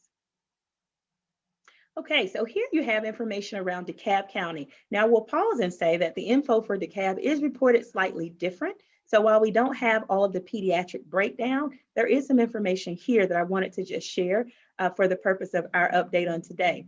You do see the zip codes that are listed there. You can see cases by zip code, but you can also note here that the new cases, if you look at new cases in Georgia, 6.1% were lying in the county of DeKalb. You may recall that over the past couple of weeks, DeKalb has also seen a pretty significant uptick in the number of new cases. So we can continue to see that trend represented here as we look at the breakdown by zip code. Next slide, please. And finally, the demographic data. I know this is pretty tiny, but this is from the epidemiology report as produced by DeKalb County. You can see the age group, and I wanted to share this because this is the most comparable measure to the information that we share from Fulton County. You can see for the age group under 15, that is about 5.6% in terms of COVID cases trending in DeKalb County, a very similar number to what we have seen here in Fulton County as well. And then you'll also note for the age group of 15 to 29, DeKalb has taken a little bit of a different approach and kind of looped them in with adults. According to many of our health experts, you can kind of consider them adults for the purpose of COVID tracking and tracing. We see the trends being very similar for those groups of students who are 15 and up. Next slide, please. All right, and that brings us to our summary. So again, just summarizing a few key points, we continue to monitor levels of community transmission. We've talked about many times today that it is not the sole indicator, but it's an important one. So we continue to monitor that level of community transmission using data from the Department of Public Health as well as local epidemiology reports, and you saw a glimpse of those today. That CDC guidance that Dr. Herring mentioned, and it was also here in this slide, continues to serve as the indicators for us to aid our preparation for the return to in-person learning, as well as how we go about implementing health and safety protocols and how we respond to positive cases.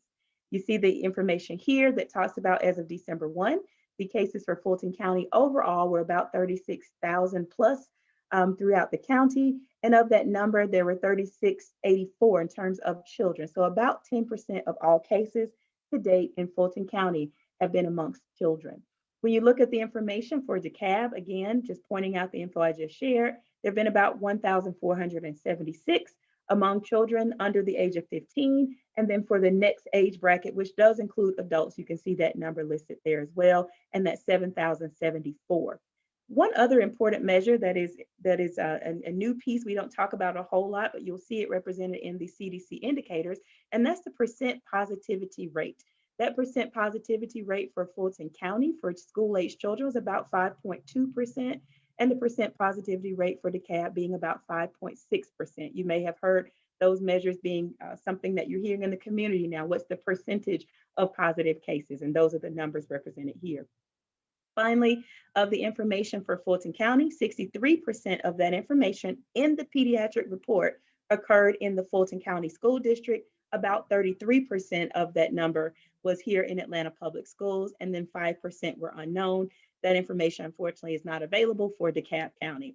And then finally, for the information that I shared with you, the new cases, as reported from the most recent epidemiology report, new cases of COVID-19 were reported for about 340. There were 342 new cases of COVID-19 amongst our school-aged children here in Fulton County, not just school-age, this is 0 through 18. But among all those with 0 through 18 in Fulton County, only 1.7% required hospitalization, less than 1% were admitted to ICU, intubated, or died. So that's actually a very important measure. As we continue to see the numbers have an uptick, we are seeing more children, especially, successfully recover from the virus. So that's a very hopeful, very positive update to share there. And to end, that information, unfortunately, is not available for DeKalb. But again, looking at the information that was provided, we are seeing positive trends in terms of people successfully recovering after they have contracted the virus. And I believe that concludes my public health update at this time. So I will turn it back over for any questions that you have. Thank you. Next slide. Thank you, Dr. Lovett. Cynthia? Yeah, not so much a question, a thank you first, and also a request that we get this up on the website just as quickly as possible. This is a lot of really good in-depth information, and I think our community would like to be able to study it in detail. Absolutely. Thank you. Thank you. And this is just a reminder that we should all be cognizant of the fact that we are in a surge, and we should be wearing our masks, socially distancing ourselves, staying home whenever possible. I think that as we talk about going back to school in January, the way to do that anywhere is to put an end to what we hope will be the last surge. And that just doesn't magically happen. It happens with all of us working together in that. So I want to make sure to remind everyone to play their part to ensure that we can all go back to school and do so safely. Ishay, last question before we move on. Yeah, so thanks for that, Jason. And thanks, Dr. Lovett, for this presentation, because I think it kind of merges with the topic that we just talked about in regards to details for the reopening, and to Jason's point of things that we can do as a community to suppress and combat the surge. Just thinking about the safety and PPE piece as we consider reopening schools. And I know Dr. Herring share with us the slide as far as what we'll be doing with air and water and safety, just some other details. I think for me, that was a question that I had. I know we'll be doing offering the COVID testing, doing some of the water, the air ventilation pieces, of course, PPE.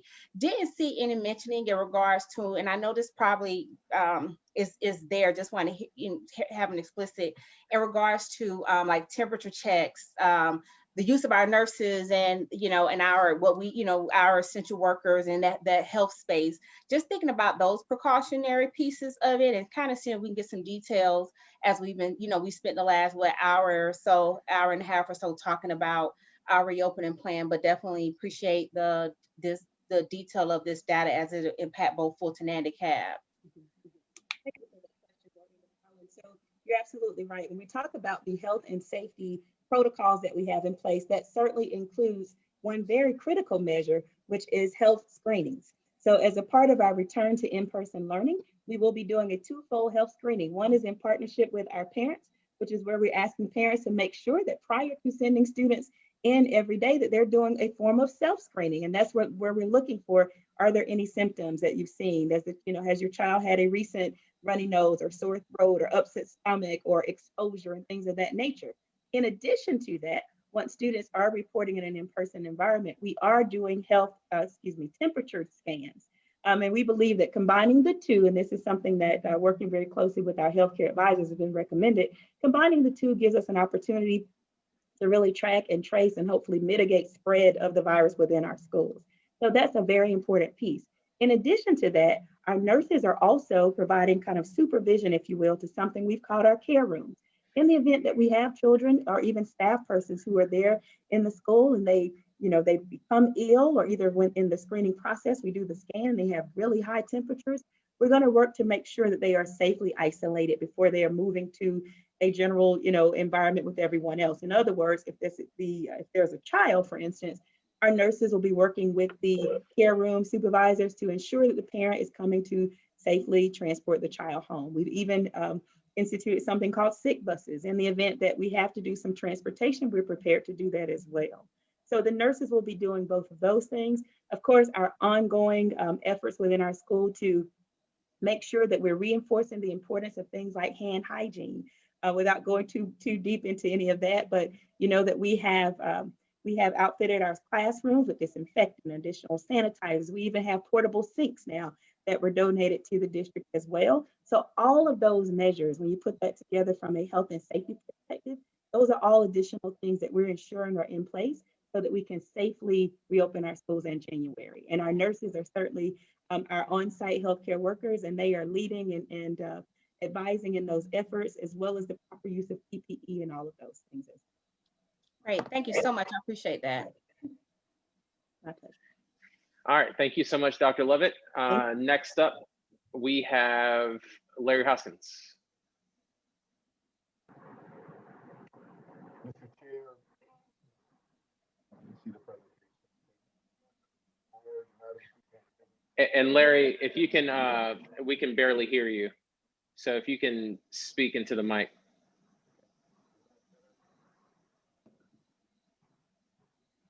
Is that better? No. How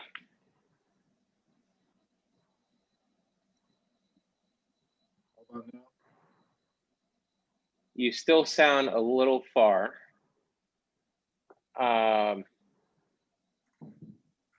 you could try one more time. How about No. So, Larry, if you can. Welcome to the COVID-19 return to. If you can try to connect by phone, that would probably work better. So sign in on by phone as well. In the meantime, I'm gonna skip over you and go to Angela. Angela, are you ready? Yes. And then Larry Hoskins, we could come back to you once you reconnect by phone, because you still sound far away.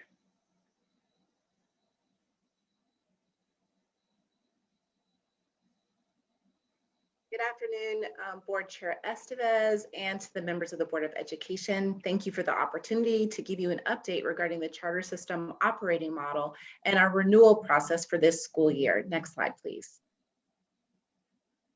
Today, I'd like to just take a few minutes just to give you a status update regarding the charter system renewal application. I'll provide a brief overview of the charter system operating model and our roadmap for renewing our application to the state regarding the charter system operating model. Next slide. The charter system is a model that is an opportunity for a school district to select at the state level. And it is something that has become a part of educational law, and school districts are required to select a particular operating model in which they feel that they are strongly aligned.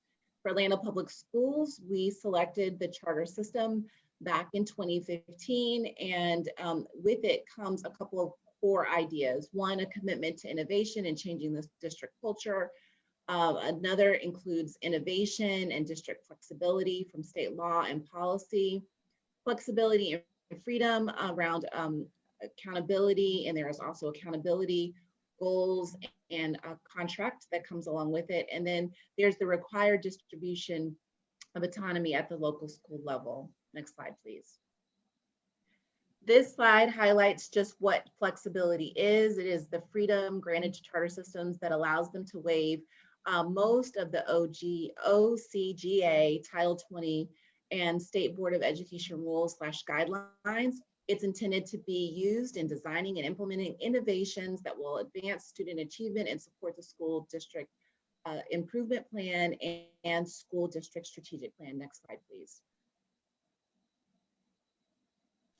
Along with it also comes the ability to give flexibility at the local school level. So school level governance means decision-making authority in personnel decisions, financial decisions, curriculum and instruction, resource allocation, establishing and monitoring the achievement of school improvement goals.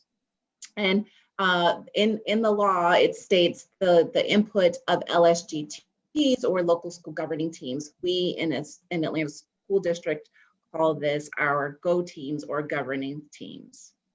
Next slide, please. And so it begins with the process, the charter system renewal. We had the opportunity to connect and support a board retreat in the month of November to discuss the various operating models and for the board to give us some feedback regarding the operating model decision and to kind of help us to pick a path.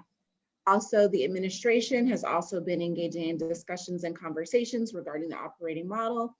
And based off of those initial conversations, our plans are to renew our charter system application. And it begins with filing a renewal letter of intent that is outlined by the superintendent. And that is also highlighted in our board docs, the letter of intent.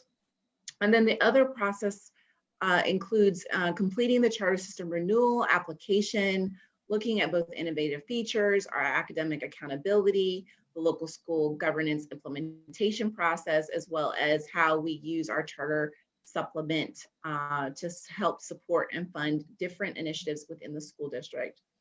And then over a period of time, also collecting feedback from various stakeholders regarding the charter system, how things are going, and also improvements for this new renewal process.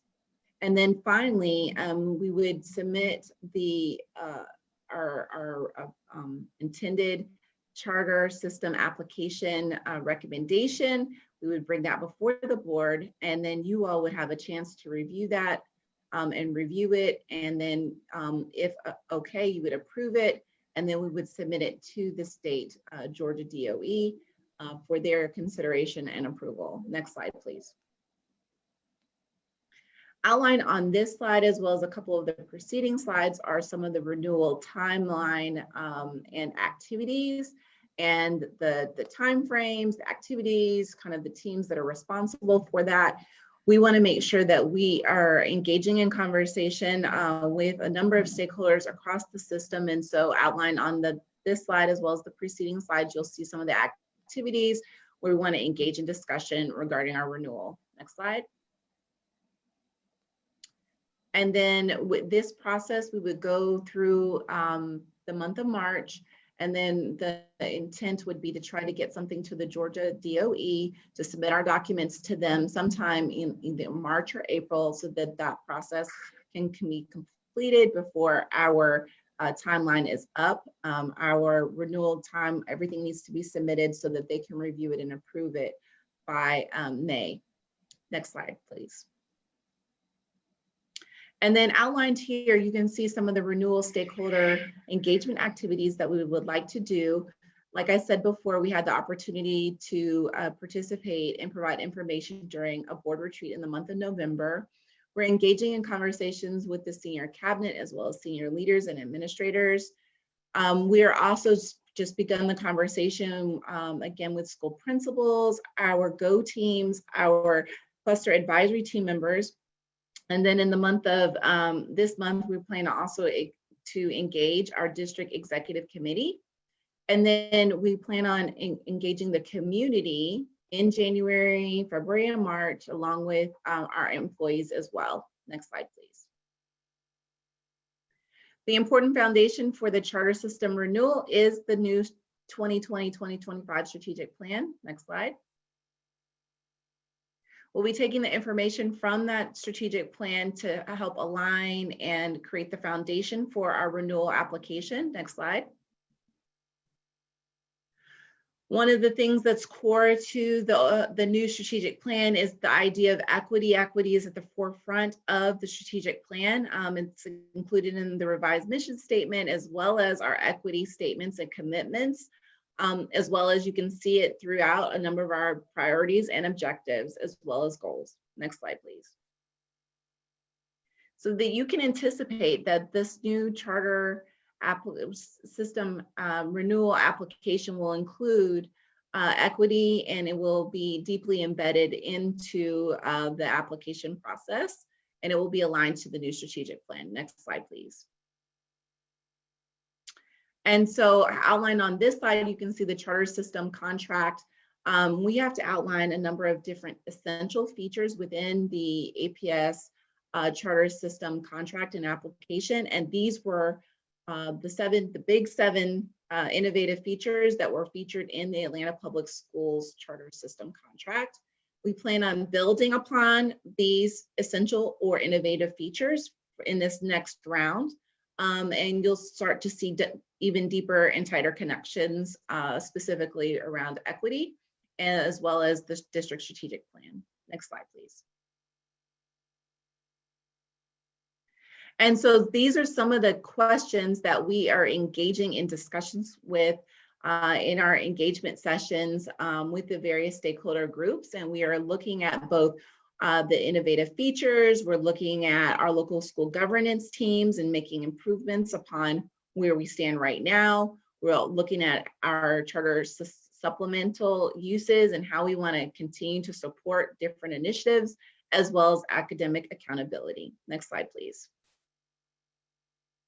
Another thing that's, as was slided on the 7 innovative features, was what are some of the benefits of our APS cluster model. That is one of the essential features that makes us uniquely different than any other charter system in the state of Georgia. It's tied to our cluster model.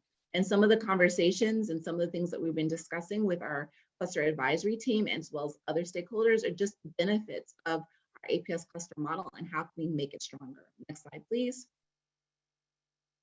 And then here is our governance structure, again, which is unique to Atlanta Public Schools, beginning with our GO teams and then feeding into our cluster advisory team and our district executive committee. Next slide, please. Outlined here are the dates and times for our cluster advisory team for this school year. There's a minimum of 3 meetings. We've already started and had a combined meeting in November, but outlined here are the dates and times for both the cluster advisory team as well as the district executive committee. And also we've posted on our website the Zoom links for the public to, if they'd like to join and listen in on these conversations, that those are also available on our website. Next slide. And here is just kind of just the overview of some of the conversation from November 19th in terms of our combined CAT meeting and our agenda. We focused around identifying those critical dates as well as the topics of interest for each cluster. So that has been kind of determined, and they will be using that information to engage in conversation during the next and upcoming meetings. Many of those meetings are taking place this week. Next slide, please. Here are some of the conversation in terms of structures regarding the cluster advisory team. We are reviewing the composition of the cluster advisory teams and the GO teams to determine if there needs to be any sort of improvement in terms of the structure or the composition of the team. And so some of those questions that people have raised in the last year or two, we are reviewing those and determining if there needs to be a change to the composition structure. Next slide, please. Including the GO teams, we're looking at the composition there as well. And then next slide, please. Outlined here are the dates and times for the cluster advisory team meetings. So mark your calendars. Here they are listed on the dates and times for each of the respective clusters. And as I noted on the district website, we have also outline the Zoom link so that you can link into those meetings. Next slide, please. And here's the actual makeup and the names of the individuals that have been selected to represent their respective clusters on the district executive committee. We thank you for your time and your service, and we look forward to working with you this school year. Next slide, please. And then finally, the letter that is posted as a part of the board docs, the letter of intent will be submitted to the Georgia DOE in terms of our letter of intent moving towards the charter system operating model. We will also begin working, the Georgia DOE provides a consultant on the renewal process. And so we will then begin working with the Georgia DOE consultant on the actual application. And then we will be sending out very soon the dates and times for engagement opportunities in the month of January for the community stakeholders to learn more and give input on the charter system renewal application. In the month of December, we're working closely with the senior team as well as internal stakeholders on the actual beginning process of the application. And at this time, this concludes my presentation. I'll take any questions that you may have. Thank you. Thank you so much, Angela. Are there any questions from for Dr. King-Smith? Are there any questions for her? We have Aretta Baldwin. Hello, thank you. I wanted to say thank you for the work on this, and specifically for the continued work and focus around the development and the improvement of our GO teams and the utilization of our cluster advisory team. So I'm excited to see about the work ahead there, and that we have listened and are continuing to listen to community input. Thank you. Thank you. Ishay? Yeah, no questions. Just really appreciate the depth of the, initial process. As we do this again, it's going to be, I think it seems like it'll be a lot more, not necessarily easier, but a lot more. Don't you dare. Don't you dare. I know, right? A lot more smoother, but I really appreciate it, and looked at the letter of intent and it looks great. So really excited about the equity conversation that will really embed this go around. So thank you for your team for the hard work. Thank you. To get us on a good start. Thank you. Angela, we'll have to find something that will make difficult for you.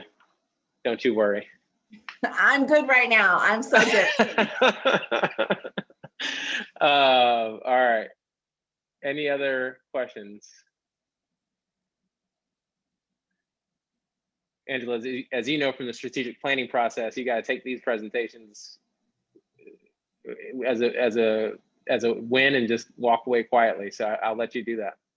Thank you. I appreciate that. I look forward to seeing the stakeholders and all of the folks who are participating in the cluster advisory team meetings this week to get that work going. Each cluster has, a unique focus. And so this is the opportunity to be able to really hone in on those specific concerns or the things that they have really visioned for their respective clusters to participate in those meetings this week. So those are available online, and I thank you. Great, and thank you so much to you and your team. We had a great retreat a couple weeks ago, and obviously great presentation as well. So thank you. Thank you. Erica Long. Yes. Thank you, Chair Estevez. Assuming that its audio is back up, we're going to head back over to our Chief Operating Officer, Larry Huskins, for an update on SPLOS. Larry, are you ready?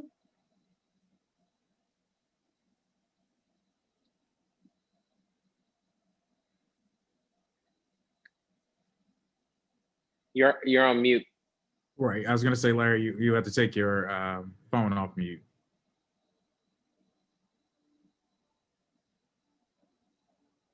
I think that's star, isn't it star 6? I believe so, yes. Okay, can you guys hear me now? Oh, loud and clear. Yes. Loud and All clear. right. All right. Mr. Chair, members of the board, Madam Superintendent, good afternoon. Next slide, please. The The purpose of today's presentation is to provide an update on the SPLOST 2017 program, the status of capital projects, revenue update, advise on the impacts of COVID-19. The roadmap will be a review of monthly receipts, and the administration's takeaway as a result of the economic uncertainty of the COVID-19 pandemic. SPLOST receipts have been and continue to be unpredictable. Accordingly, we have low confidence in our ability to project future revenue trends at this time. Timelines for remaining projects may shift to minimize the risk of overcommitment. Next slide, please. Completed projects. 4 newly constructed or renovated projects were completed for the start of the 2020-21 school year. Atlanta College and Career Academy, Howard Middle School, Humphreys Elementary, and Hutchinson Elementary. And 1, Woodson Park Academy, will be completed this month. Total investment, approximately $99 million. Next slide, please. Atlanta College and Career Academy, select renovations and improvements to the former Parks Middle School facility. Renovated facility will support instruction across 15 career paths. Converted existing gymnasium to support automotive and aviation programs. Projected cost, approximately $8.1 million. Next slide, please. Howard Middle School, major renovations, improvements, and additions to the historical building. New classroom, media center, kitchen, cafeteria, auditorium, and support spaces. Renovation of a historic gymnasium and classroom building. The project cost approximately $52 million. Next slide, please. Humphreys Elementary, major renovations, improvements, and additions to the existing building, new media center, STEM lab, and secure entry vestibule. Expansion of the administrative and support spaces and entry plaza. Project budget, approximately $11.4 million. Next slide, please. Hutchinson Elementary, major renovations, improvements, and additions to the existing building. Creation of a new makerspace and secure entry vestibule. Expansion of administrative and support spaces and a new bus canopy. Project cost approximately $9.1 million. Woodson Park Academy, a partnership with the Grove Park Foundation and KIP. Construction of a new 850-seat K-8 school facility, new classroom, science labs, gymnasium, kitchen, cafeteria, support spaces. Also on the campus, a newly constructed YMCA facility. Total cost of the school, approximately $42.6 million, which APS contributed approximately $18.5 million. Next slide, please. 3 major construction and renovation projects are currently underway. Anticipated total investment for these projects is approximately $63 million. The Barack and Michelle Obama Academy, Grady High School, and West Manor Elementary. Next slide, please.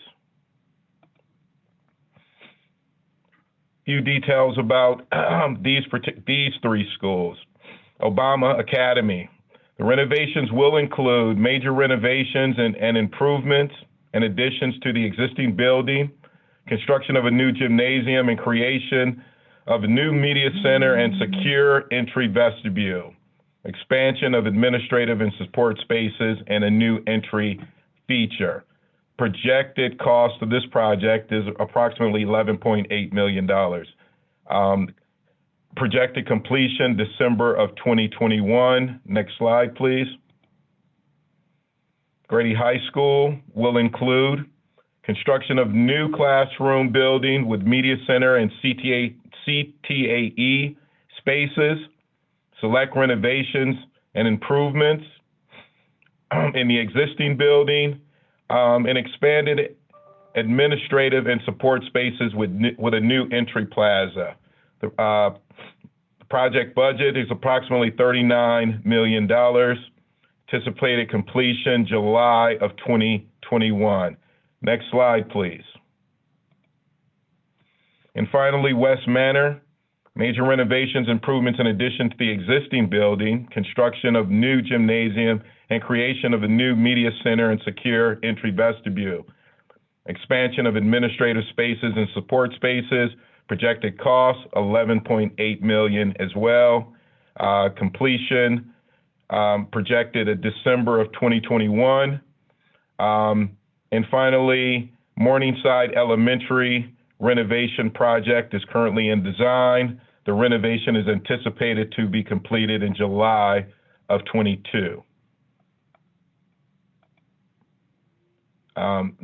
Next, SPLOST 2017 revenue update. Next slide, please. As of October 2020, 39 months into the 60-month SPLOST cycle, we've collected approximately $330 million in SPLOST revenue, approximately $16 million above our planning projection of approximately 87% of total referendum authorization. Over the last 8 months, revenues have been unpredictable from month to month and have consistently lagged collections when compared to the same months in 2019 and 2018. Next slide, please. The chart on the screen captures monthly SPLOST receipts over the last 8 months. As previously mentioned, 2020 receipts from month to month have been unpredictable and have not followed a predictable trend. In addition, when we compare 2020 monthly receipts to those of 2019, 2020 receipts in total lagged 2019 receipts by approximately $9.4 million, and 2018 for the same time period by approximately $5.4 million.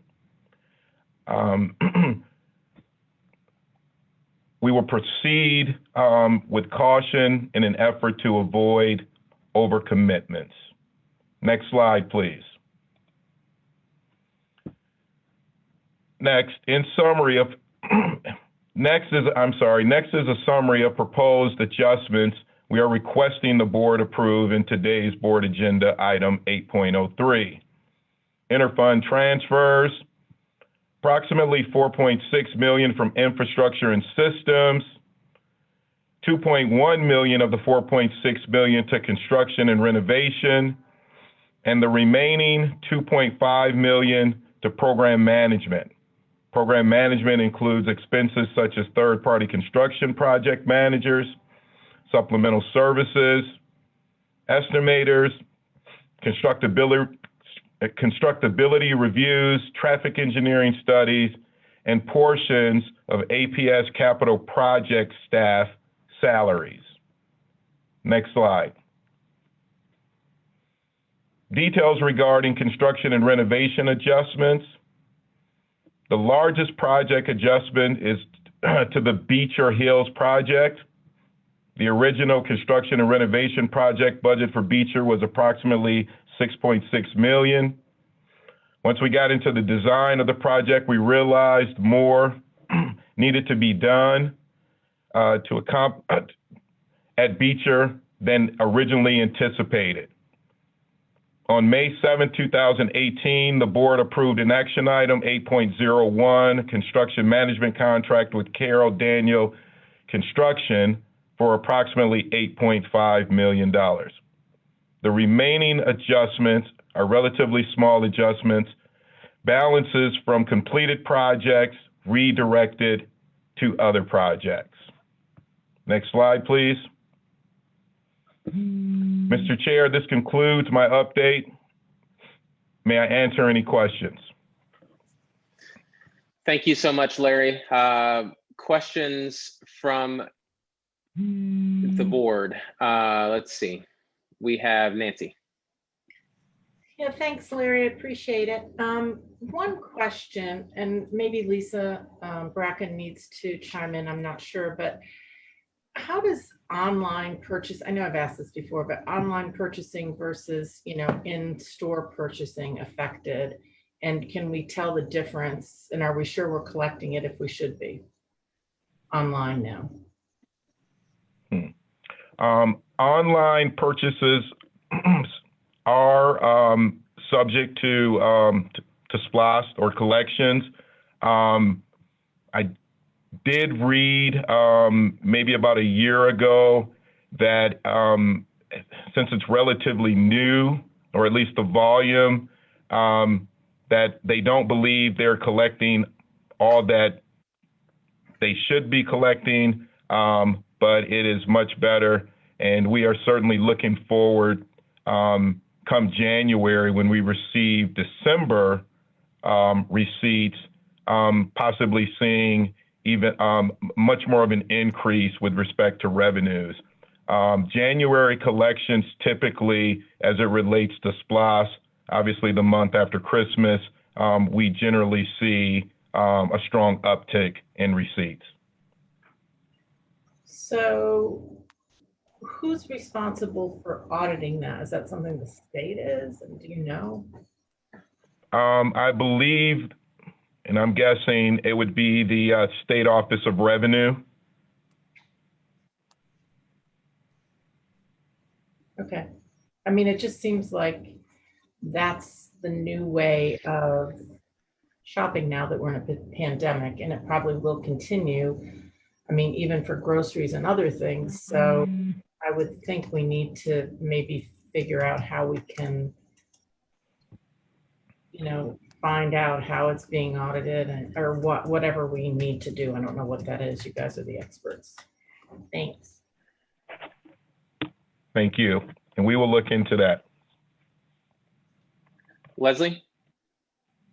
Hey, thank you. Thank you, Larry, for all of this. Overarching question. Well, first of all, what are we being cautious about in this next year? Specific projects that are not getting kicked off, perhaps. And I'm sorry if I missed it in the presentation. And I guess looking forward, this probably goes more towards the facilities master planning process, but what is your anticipation in terms of getting back into that? Okay, first question. The remaining projects or major construction and renovation projects that we still have left to do is the Northside Transportation Depot and Toomer, a renovation to Toomer, the existing Toomer Elementary School. Transportation, approximately $8 million, at least estimated at that 5 years ago, and Toomer, approximately $4 million. Those are the only ones that are being paused or you're being cautious about right now. Everything else should be through Morningside is funded, or that you anticipate the funds coming in for those. That is correct. And again, transportation and Toomer are the remaining large projects, but we still have smaller infrastructure projects that are funded under the infrastructure category that we are, somewhat concerned about as well. We have the remainder of the field houses at our local schools that we are somewhat concerned about as well. Don't really mean to sound like Chicken Little at this point. I don't think that the sky hasn't fallen, but it's pretty cloudy out there. And so we will, just take a little bit more time to be cautious so that we don't overcommit. And you may remember we actually delayed the start of Obama Academy and West Manor for a few months earlier this year because of the same concerns. So we just rather be a little bit, certainly to be cautious because we really don't have a rainy day fund, and what we're trying to prevent is having to obviously rely on the general fund to bail out our SPLOST program. So we continue to monitor. We've done some internal modeling within our organizations or our facilities organization prior to COVID or to March of this year. We were on a collection trajectory of roughly 92-93% of referendum authorization. We've done some recent modeling under the COVID environment, and we're looking at right now, if things don't change, maybe somewhere around 84% of projections. Right now, with what we have with what we have communicated to the community with respect to projects, all of our projects, we need about 87% of referendum authorization. So, we're a little nervous, but hopefully, things will rebound and we'll be back on track, and hopefully end up collecting, over 90%. Hopefully. And then, any quick word on the facilities master plan redo? Yes. We are planning to pause the facilities master plan for about a year to 18 months, primarily because we are somewhat concerned, not just us, but our consultants, other folks that I've talked to.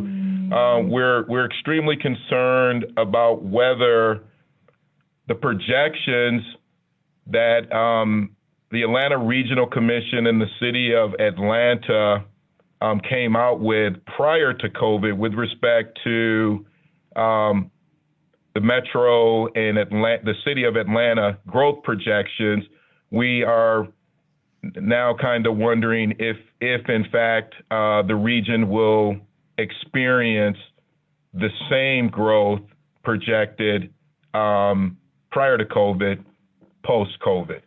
So we'd like to give ourselves a little bit of time to get back to normal and to give those organizations an opportunity to validate their numbers post-COVID so that we can plan accordingly with respect to the future infrastructure of the district. Okay. I think another piece is probably our inability to have meetings in person to really sketch some of this stuff out as well. That wouldn't start to happen until next year, which would also push back the timeline. Just in terms of no matter what, aside from the projections, having meetings would start next year. So our timeline is pushed out some either way. Yeah, just to add on to that point, I do hope that we continue with the online component.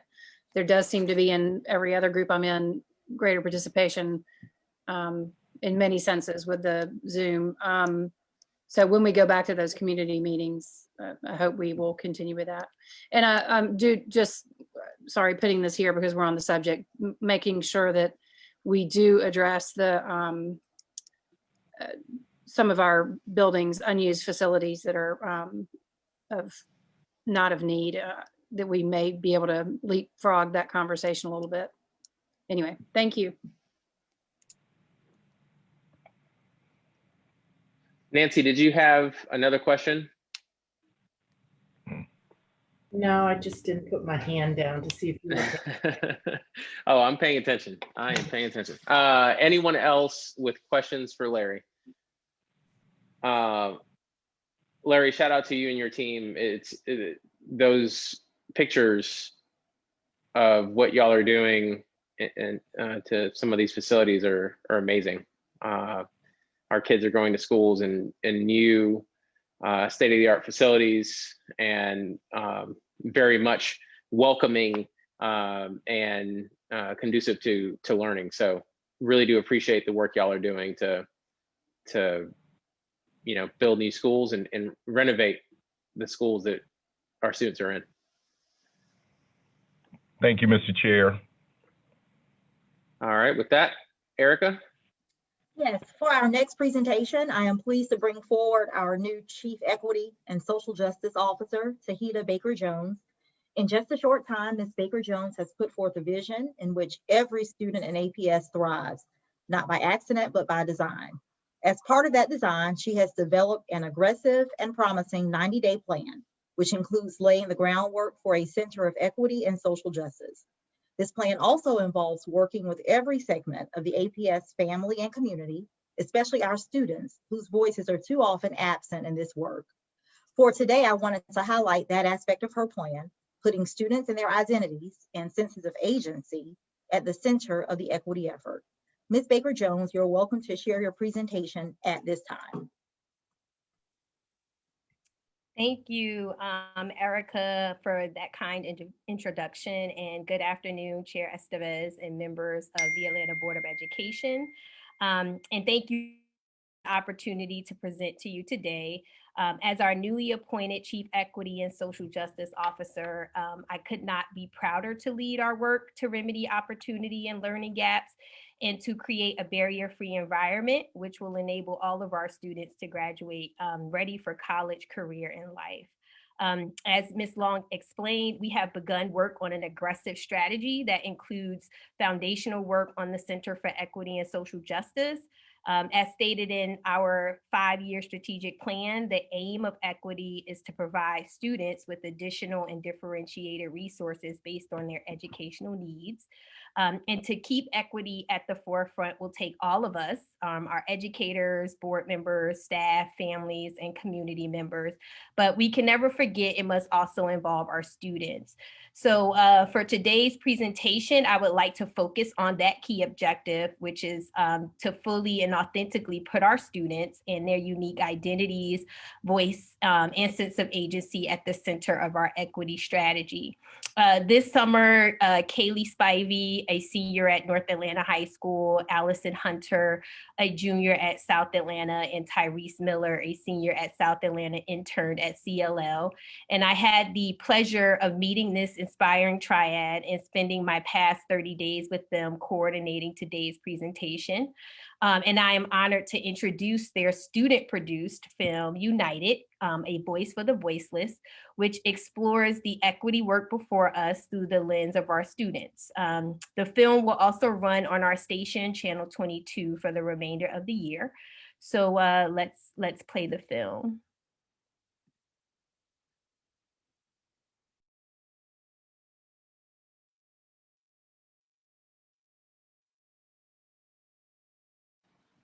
Hi, my name is Kaylee Spivey and I go to North Atlanta High School.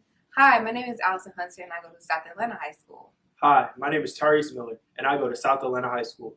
And we've been working on a project with Unite to unite all APS high schools at the superintendent's office.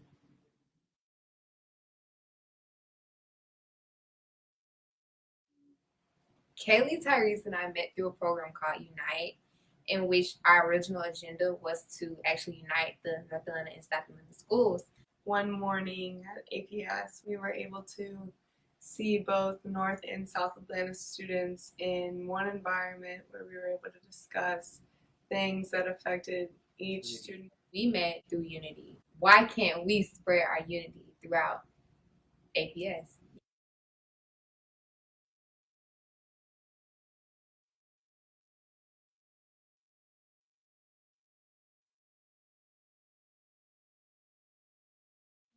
What is your name? My name is Karen Gamez Amador. And what school do you currently attend? I go to Coretta Scott King Young Women's Leadership Academy. And what grade are you in? I'm a rising 10th grader. Do you like your school? Yes. Yeah, I like my school. Yeah, I love it. Yes, I think I like my school. Would you say that you feel safe at your school? Yes, I think my school is pretty like secure. Like we don't really have like metal detectors, but I feel like everybody just like feels safe. Yes, I feel safe at my school. I would say I personally feel safe at my school, but I can understand if people do not feel safe in my school simply because there's certain attributes that are a part of my school that a lot of people aren't acclimated to. Not really, because most kids like bring weapons to school or other stuff. That's why, even though we had a little security thing, they still wasn't like safe. I didn't feel safe there.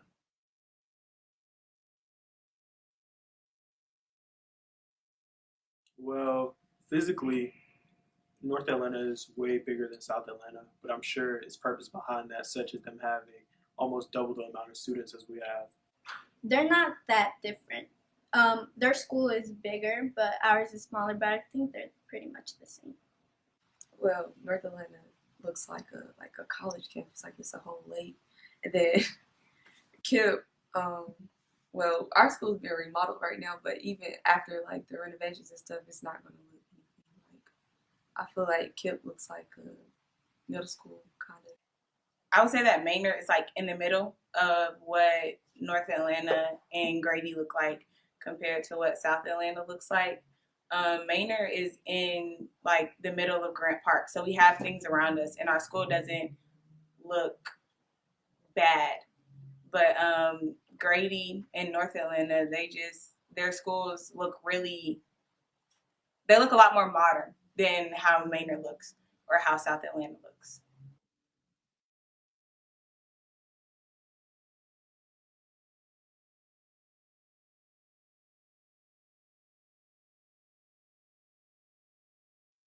What is your name? My name is Brooklyn McDaniel. And what school do you currently attend? I attend Maynard Jackson High School. And what grade are you in? I'm a rising senior. Do you feel like everyone in your school has equal education? Yeah, I feel like I am a part of like the honors AP IB community at my school. I will say that it's not a lot of African American people in that community, but it's not like the school shuns them like out. On the surface of your school, it is very diverse. Is that diversity reflected in your day-to-day education? As someone in the IB program, diversity that the school does have is not reflected within the program. Most of my classes are majority white, as opposed to the fact that the school is majority African American. Like most of our classes only have a few like token people of color, and I have classes where there are no people of color at all and no African Americans. So I feel as though the diversity that the school has isn't represented within the classes and the courses that are considered like higher education almost. Most of my core classes, since they're AP classes, for whatever reason, they're predominantly white, and it's not all white, but it's definitely different than my other classes. Like my electives, those are a lot more diverse than my AP classes. So, yeah. Would you say when you're experiencing diversity in school, it's mostly in sports and extracurriculars? Yes, for sure. What is your name? My name is Thomas Dunn, D-U-N-N. And how long have you been working at South Atlanta High School? This is my 10th year at South Atlanta High School. Do you think the media plays a part in alienating certain APS school clusters from others? This city is very segregated between people of color and white folk, and that's just the history of this country. It's ironic to me when we call ourselves the birthplace of modern civil rights, and yet we have such a divided city. So it's an issue that's there, and I don't know if it alienates. I think it's a reality that we need to confront and deal with and fix.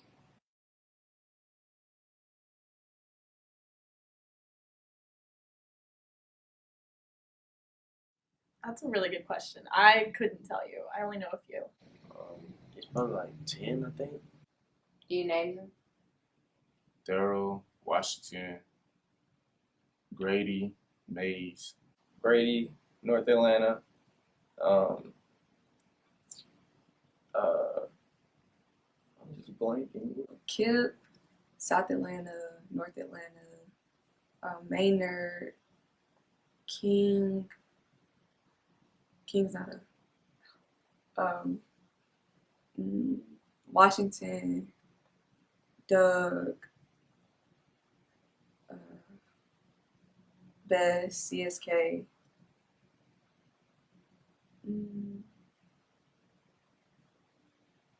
Mays,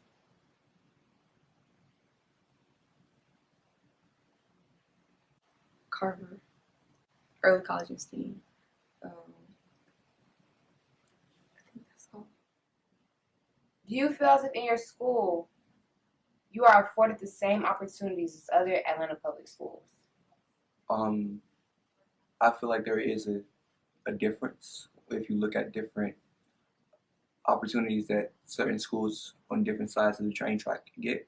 What you tend to see is there's a difference in the social climate. And I feel like that's something that's also given by APS. It's not just predetermined by the students who are there. Do you personally believe that the different schools at APS are divided? I don't know if they're divided. There's always talk about disparity between schools on the north side and schools on the south side. I think that is not necessarily just Atlanta. I think that happens in many urban areas. This city does better when everybody is educated and everyone has equal opportunities, and that's what we're really still working and struggling to get. As I said, 2 deadly viruses killing Americans. COVID-19, racism 20. What is your name? Ernest Porter. And what school do you currently attend? I attend DMDL High School, but I'm a recent graduate. How have the process and COVID-19 affected your education as well as your family? It affected me because I kind of wanted the graduation. I was really looking forward to that day. And then since the COVID-19 hit, like, they just kind of took that away, not took that away from us, but like we couldn't do that. And there was some other senior stuff that we had planned too, but we couldn't do, like prom and stuff or the senior picnic. Like, there's a lot of stuff that we missed out on. But I would say the protests because I think it affects our community because it gives like people losing hope in my community since like the shooting happened like right by my school. So I think people in my community are like losing hope. If you would ask me what I thought about sort of Black Lives Matter, a year ago I would have been on like I don't know, the PragerU track, in that, you know, I would have dismissed it and said, yeah, all lives matter. But over the recent weeks and months, you know, I've sort of been thinking, like, on a personal level of like how false that statement is. And a lot of students were like picking up different shifts, like at their jobs and stuff, so they would be able to, you know, like provide for their families and stuff. A lot of people are in different situations where they're not able to, you know, just focus on just school. Like, you have other things you have to worry about outside of school.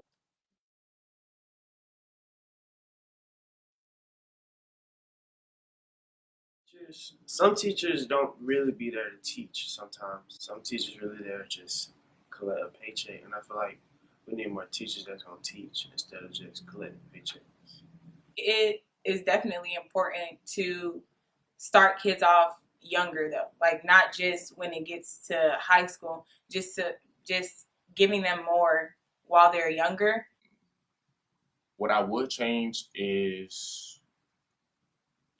I want to feel welcome when I come to there, like get like good mornings or how you doing in the morning. Like I wish like the people would do that, like who work there. I feel as though the system that's been created in the self-segregation within the schools is directly representative of the education system that we've created with kids in the getting in the gifted program in elementary school. And we have to make sure that we're focusing on people who don't get as much attention, because if you're told from a young age that you're not as good as the other kids and there are other kids who are smarter than you and they're taken out of class, then it affects your mentality for the entirety of your education.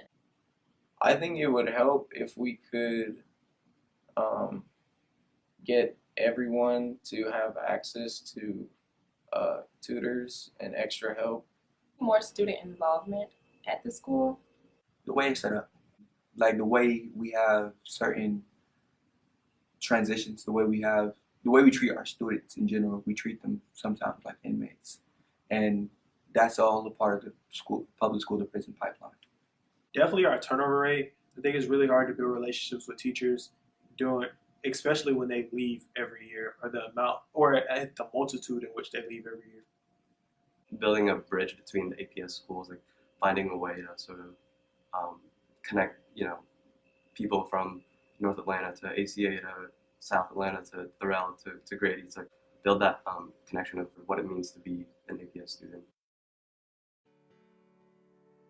As students and adults, we ultimately have a choice. To be a part of the problem, or to be a part of the solution. Our goal was to highlight students, the future of tomorrow, and to change the public school system forever. But we need your help. Teachers, parents, and community members. We ask that you not only take the time to listen, but to advocate for your students, for education, and for building a bigger and better community. Students, we ask that you use your voices to challenge the broken system that has divided us for so long as a student body. And make the conscious decision to come together and unite.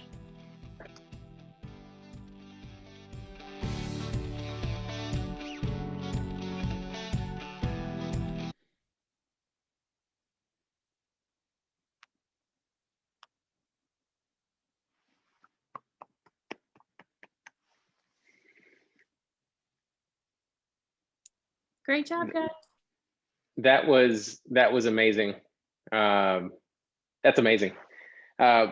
Board members, if you have questions for the students, now would be the time to raise your hand. I'll start and just ask the students if they could just tell us, their thoughts of whether prior to this project, did they have these types of conversations with their own classmates?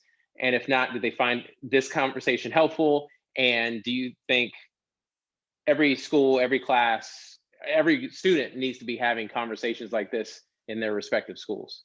If y'all have thoughts on that. I think, Tyrese, did you want to go first? Yes. Thank you all of the members of the Atlanta Board of Education for allowing us to share this very important film with you today. Our objective for this documentary was to inspire the APS community to unite for a better educational atmosphere at our district schools, expand Unite's mission to bring together students of different school clusters, and finally bring awareness to the inequities that have long hindered student success in our district and have only recently been highlighted by the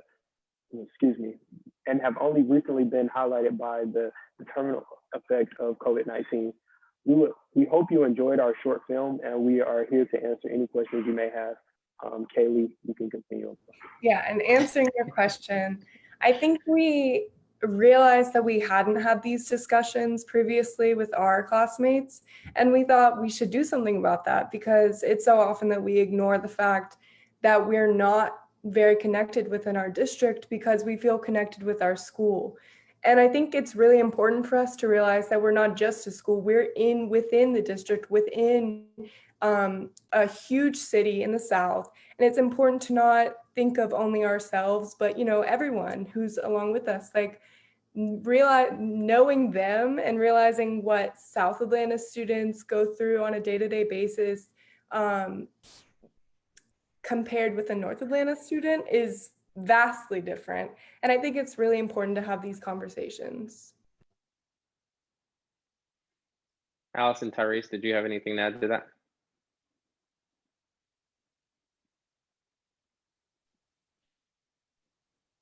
Like she said, it's really important that we all look at each other's perspectives because, like you said, we don't go to the same school, so we don't know what goes on in each district, in each community. So, within our documentary, we definitely, or when filming our documentary, we got to tour each other's schools to see different perspectives. We got to interview teachers who come from these communities and they teach these students every day. So, to ultimately, you know, connect and be able to show other people that, hey, these students are seeing these ideas. They have these ideas, they have this awareness about what's going on in their community, and they want to speak on it. They want a platform. I think that's the ultimate goal. Awesome. Leslie, then Aretta, Ishay, Cynthia. Yeah, I just want to keep looking at Aretta's face. I don't know if y'all can see her, but it's got a beautiful smile on there. I just thank you all for doing this. And I think what you're talking about in terms of getting into each other's space, and I'm, you know, COVID will end up being this odd silver lining blessing that, you know, somehow we've been able to pay attention to different things, and just on the, from the local level to the national level, understanding, you know, exactly what this is doing to individual communities is really important, and not leaving that on the table when this is over and going back to all the regular stuff we did. So the ability for, if you wanted, from South Atlanta, wanted to take a class in a foreign language that's not offered at South Atlanta, you should be able to do that now at North Atlanta. I mean, you have Arabic, correct? Yes, we have Arabic, Chinese, French, and Spanish. Right. And so, like, trying to understand, you know, like you guys pushing in and understanding what's happening at each other's schools and going, oh, that's not right. That's not right. It just, it means something different from students. It just does. And so I would encourage you, like, make sure that, I know that we've tried to get the SGAs, you know, really keep tuned up again. And I would love for us to have an official board member student. But, and, you know, until that time, don't rest here. Make sure that you are understanding what policy looks like and what actions you believe need to be put on the end of this. What we don't need is more people shaking signs and doing nothing. Shaking signs is great, and it needs to be brought up, and people need to be advocating for what they want, but bring to the table, like, exactly what do you think should happen? And let it, you know, let that be the baseline for where, how we react. So thank you guys so much. You're welcome. And saying that, we actually have some asks for the board. So during the earlier in the school year, we got the opportunity to actually show this to the superintendent, and she made a really good idea to actually make a student equity board, which would be separate from the student advisory board, but we would have students from every high school, because we didn't even know that there were 16 high schools in APS, you know? So for us to be able to go around and see that everybody had different perspective and everybody had different needs and wants. Equity is about who needs what. You know, everybody doesn't need the same things. So she was like, it would be a great idea for us to start a student equity board. And within that, we were just like, well, yeah, maybe we could have like 2 students from each school with different backgrounds. So coming from the LGBTQ community, coming from playing sports or being a cheerleader, or being somebody in the chess club, or just somebody who wants to advocate for their community and their school in general. We wanted to start this board. So with that being said, we actually had 3 asks for the board in this. And the first one will be that we have your full support behind the equity board, and with the social and inequity issues that are brought to us, that they are taken into consideration in our prompt to action. That we have transparency and communication so that our project is made a priority. And we want active communication with you guys as we have these conversations with the student equity board, so that we can meet the actual needs of all of our students.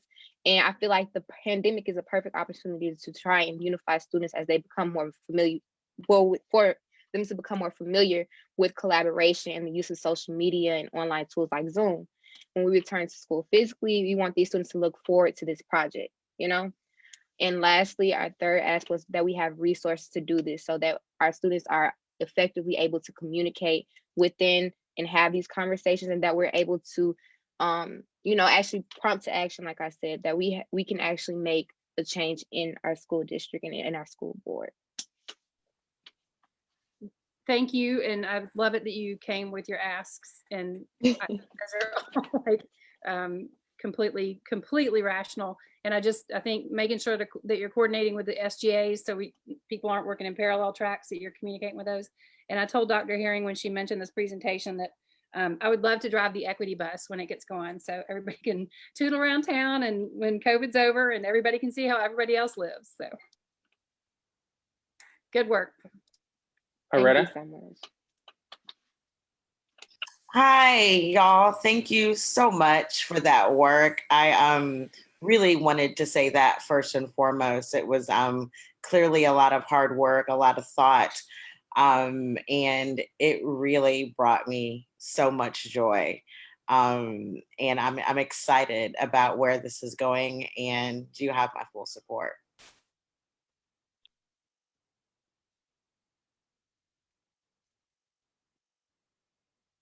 Thank you so much. Yeah, thank you all for listening to this today. We really appreciated it, and we've been looking forward to this since the summer. So Awesome. We have a couple more questions. Ishay, Cynthia, quickly. Yeah, no, I just want to echo it. Great work, you guys, and truly appreciate it. And I think in this work as a board member, we often talk about it and we often push it at this level. And so to have you guys do this documentary and provide your voices to this issue that we've been, I know for me being on the board for a while, have been fighting every day, just really truly appreciative of you all's commitment and looking forward to continuing to see you guys see you guys at the table and bringing this, to us and continue to help us push the narrative, but also solutions. And to your point, we have so many different spaces of students that are involved, like SGA and the student advisory group, and now the student equity board, which I 100% support, and would love for you guys to also just, and I have an ask for you guys, just finding a way to to Leslie's point, intersect those as well, right? Because I think the student advisory council can really benefit from the level of investigative questions and research and content that you guys are providing as they talk about like the leadership, student leadership capacity, but also SGA. So I want you guys to think about that as well. And of course, also resources. Our ask for you guys, you tell us what you guys need, and Dr. Baker Jones will help you guys, in that the center with that and the budget building and the key things to get that going. And so just really excited for you all and truly appreciative. And just very touching as a board member that represents this area. I know exactly what you all speak of, and I know exactly what you guys are talking about and referencing to, because I hear it often from a lot of our students and our families and our communities. And so I just truly appreciate you all. Look forward to seeing your beautiful faces again as we continue this work, and looking forward to seeing what part 2 of the documentary reveals. Even as we come out of COVID, I mean, we're still in a tumultuous time. So keep up the good work, and thank you guys so much for your commitment, and we truly appreciate you guys. Thank you. Cynthia? Yes, as usual, our students are already 2 steps ahead of us, because my question was going to be, what do you need from us? And you are, I think, in the process of providing that. Do send us a list of the resources you need, of how we can help you, and let us act on that as quickly as we can. I'd also like to ask, and I guess this would come from Dr. Baker Jones, can you send us an email with a link to the video? I'd like to see us get this out really widely on social media. And so if you could provide us with an easy way that we can post this on our various social media outlets. And also we want to be sure that it gets on the APS site and on Twitter and everything that we typically use to push out what our students are doing. Thank you so much for this. And I look forward to working with you further as we go forward with this in the future, you and all your classmates. Thank you.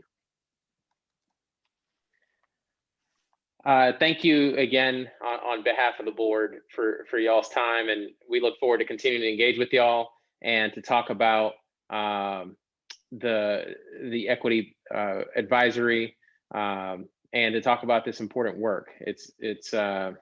I think we have to leverage this moment. I know some of you would have never thought you'd be talking about this prior to the events, especially in this public stage, prior to the events of this year. And even for many of us here, whether it's candid conversations about race and social equity, social injustice, racism, those are conversations we were not having in depth just a year ago. And we're having many more of those conversations. So I appreciate y'all leveraging this opportunity, and we as a board and a school system have to do the same. And we're gonna do it following y'all's lead. So thank you for your time. And with that, Erica. Yes, we can now move on to our last presentation.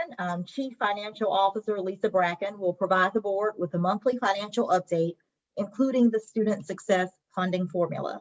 Ms. Bracken, you may begin your reports. Great, thank you so much.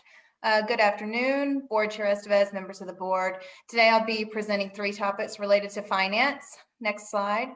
First, I'll be providing you with the financials for FY 2021 for all activities occurring in the months of July through October. Next, I'll be presenting to you a series of budget adjustments for FY 2021. And finally, I will present a brief overview of the Student Success Funding Formula, what we call SSF, which will be used to allocate the school budgets for FY 2022. Next slide. With the next 4 slides, we will cover the FY 2021 financials for the first 4 months of the fiscal year. So far, we have collected about 23% of total resource budget. Next slide. We're currently tracking well behind this time last year for local revenue collections, as tax bills went out a month later this year than the previous year. Based on what we're currently seeing, though, overall collections are on pace with and actually slightly ahead of collections based on the timing of when bills went out. Next slide. Slide 5, we see the budget to actual expenditures so far for FY 2021. Spending in all functions is appropriate for this point in the fiscal year. Next slide.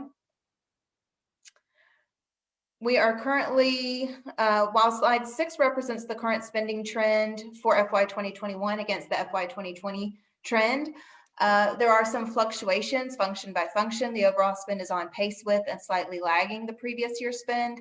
Just as with the end of last year, when we were identifying natural savings within the budget allocations, we are leveraging those to cover unforeseen costs that arise in the still volatile space we're operating in. So we will continue to monitor spend and identify areas of potential savings throughout the first half of this fiscal year. Over collections and underspend, just as last year, will be leveraged to restore fund balance or to support the instructional loss recovery efforts related to COVID-19. Next slide. I am requesting a $3 million increase to both revenue and expenditures for a special revenue grant from the Technical College System of Georgia for the Atlanta College and Career Academy. These are not new funds, but are part of the initial financing package and represent a drawdown grant for reimbursement. Also, we're amending a general fund special revenue grant for CTAE by $571. Additional details for these adjustments can be found in agenda item 9.03. In agenda item 9.04, I'm bringing the budget parameters for FY 2022 for board approval. We've talked through those multiple times now, and they are in the appendix of this presentation for your review. The only change we have made is to broaden the parameter aligned to equity based on feedback from our new Chief Equity and Social Justice Officer, so that it now reads, invest in the implementation and the operationalization of the equity policy. Agenda item 11.04 includes the detailed information report for special revenue adjustments, less than $1 million that have occurred in November. Slide 8. My final section covers the Student Success Funding Formula, or as we call it, SSF. which we will be using to develop the FY 2022 school-based allotments. My overview today will be very brief and very high level. I encourage anyone who wants to learn more about this topic to go to the board's Facebook page. On November 19th at the Budget Commission meeting, we did do an in-depth conversation around SSF. The Student Success Funding Formula allocates about 66% or $281 million of the total funds that go out to schools for site-based control. These dollars offer principals and local governance teams flexibility in how they allocate for many positions and non-personnel within their budget. However, 33% or $146 million still goes out to schools through other position allotments that are less flexible in nature. Next slide. Last year, we used two different average salaries for schools to purchase back teaching positions. These were calculated using the actual averages of schools based on poverty greater than 70% and those with poverty of less than 70%. We're still calculating the average salary for FY 2022, so we don't yet know if this is going to be the same process that we would need to undertake. But if there is a large difference in the average salaries, again, we will move forward in this step towards equity to allocate and to purchase back site-based positions. Next slide. The next two slides identify the categories for which we currently weight. These include grade level weights, poverty and concentration of poverty weights, and prior academic performance. Next slide. We have much smaller weights for special education and English language learners, as these programs are funded primarily through positions allocated outside of SSF. We have larger weights for EIP and gifted, as these programs, including their positions, are fully funded through SSF allocations. Next slide. As part of our stability efforts, after running the SSF allocations, we verify that all schools can afford to offer at least a specific baseline of services. On this page, you will see all of the minimum allotments that we ensure every school is able to obtain. Next slide. On slide 14, you can see the dollar amounts that were pushed out in FY 2021 through the specific weights. In particular, I would point your attention to poverty and the concentration of poverty weights, which allocated $46.5 million to schools last year based on this needs category. Next slide. On this slide, you can see the FY 2021 SSF allocation as compared to the previous year. While we will never achieve a perfectly straight line because of fixed overhead cost and enrollment variability, what we do continue to see is a bringing in of the cluster dots towards the midline and a continual gradual sloping where schools with the highest challenge index receive the highest per pupil allotments. Next slide. As part of our normal budget planning process, we do seek feedback from various customer groups. And while schools appreciate the equity lens and the allotment decisions are made based on, next slide, the overwhelming feedback from this year is an appetite for stability. We tend to agree and therefore will not be making recommendations to the weight categories for this upcoming budget cycle. We will redetermine what a base allotment should be based on average salaries, changes to the benefit rate, enrollment fluctuations, and other external factors, but plan to allow the formula to run without many adjustments this year. And that concludes my presentation. I'm available for any questions you may have. Thank you so much, Lisa. Any questions from board members? We have Leslie. Yep. Hello, real quick, and I will go back and rewatch the meeting. I was not able to look at the budget one. But could you go back like 2 slides to the baseline, or 3 to the baseline funding?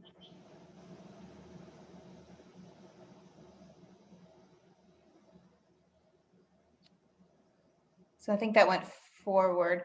We need to go back a couple of slides. And I will give $1 to whoever puts numbers on all of these pages from now. That one. Okay. Question about this. So this goes for every single school gets like covered at this level. But my question is, if there's a particular school, a small school that has a really high need for social workers, how does that get calculated in? Do they just have to pay for it? Like where would that? So schools, yes. So the baseline of services is not meant to constrain flexibility and autonomy of the school. So a school may still decide that they want to purchase up their social worker and have a full-time social worker, and they would leverage funds from another source. So what we ensure is that every school can have at a minimum a portfolio that would look like this, but schools can still leverage their own flexibility to meet their specific needs. Okay, and I guess my question would be like overall, like, are we moving towards something that really gets down to the needs based, so that if there again is a school that has a really high need for more social workers or whatever, that would come, additional funds would come, they don't have to choose what they're going to spend those flex funds on. So the way that we would get to something like get to a position level of certainty would be to pull it back out of SSF. So they're like our psychologist positions. So psychologist is a position that we don't fund through SSF. We actually allocate the position outside of SSF, and it is allocated based on a formula that takes into account specific attributes and needs of the school. Social workers, this is coming from our Student Success Funding Task Force that helped us to decide what should go into the formula for flexibility and what should be allocated outside of the formula. And that committee did align that social workers, schools would prefer a flexibility with that allotment. And therefore, that's why it was pushed into SSF so that schools could have choice in how they leverage that position. For us to get to a base minimum, that required every schools to have a certain amount, we would need to pull it back out of SSF. Okay. No, I appreciate your thinking around that. Thank you for clarifying. Alretta? Hi, Lisa. Hi. Can you help me understand the slide where we talk about the average teacher salary? So in schools with a higher concentration, you found that the average teacher salary was lower. And so you make the adjustment so they can buy back closer to what they're spending. So I get that, but what kind of baffles me is it seems like schools with a higher concentration of poverty should require a more specialized teacher, right? So I would think that they would want to spend more than the average in terms of who they're bringing and attracting to their school. So can you help me understand how making this adjustment encourages them to find the right people, right? Sure. So it's an equity issue on both sides. There's an equity issue in that teachers, for whatever reason, are located in the schools with highest poverty, that either because they do not have higher level degrees, so they aren't master's level teachers or teachers with doctorates, or they are not veteran teachers, they are newer to the workforce, on general have a lower average salary. So there is a separate issue that needs to be addressed in making sure that schools are staffing and able to staff and able to hire from a candidate pool that spreads those teachers. I don't want to necessarily correlate experience and high degrees with quality, but in as much as teachers with experience and high degrees are better teachers, we want to make sure that those teachers are spread across the pool. So this is an underlying issue that we're aware of that needs to be addressed. What we don't want to do is compound that equity issue by also having schools that are receiving poverty dollars through the poverty weight, using all of those poverty dollars to buy positions at a rate that is higher than what they're actually paying those employees. And those dollars, those equity dollars, end up just sitting there unused in their school allocations. So we do need to tackle this from two different fronts. But as long as this is an issue, and that we do have teachers who are, located in these schools with a lower average salary, we want to make sure that we're addressing that through the budgeting process. Thank you for helping to explain that for me and acknowledging that it is two different issues. I appreciate that. Thank you. Cynthia? Yes, thank you. As we begin to plan for fiscal year 22, we know that we've had a decline in enrollment in some schools over this school year, and that a lot of our budget preparation is based on numbers of students at a school, and whether the students qualify for each of these SSF multipliers that we use. How are we going to account for the fact that most of these students are likely to return in August? Are we going to use expected numbers, projected numbers, or use fall 2019 numbers? How do you expect we should handle that? Yeah, so we actually do get forecasted enrollment from our demographer every year. We are expecting that enrollment this week. So as soon as I get my hands on that, we'll be able to delve in a little bit more and see if there are trends across the board. Things that I'll be looking for is exactly what you were commenting on. Most of our under enrollment is at kindergarten. Our assumption is that those students are going to show back up either as kindergartners or as first graders next year. And so, but there are other changes within the city every year that impact enrollment, whether it be opening buildings or closing buildings and different things like that. So as soon as we get that enrollment projection, we'll have a better understanding of how we can weigh into that. And then as part of our normal budget process every year, principals do have a chance to weigh in on their enrollment. So as soon as we get it and we have an opportunity to vet it, we are able to get those numbers back out to schools, because when we're using a student weighted funding formula, their allocations hinge almost totally on their enrollment projections. We want to make sure that we are all in alignment, that we agree on the thinking that went behind that projection. So it's a process. The enrollment piece is the December month, as we work through getting what enrollment is, and then we drop it into our formula so that schools can get their actual budget allocations in January. Okay, so we expect to have those projected enrollments before the budget commission meeting next week.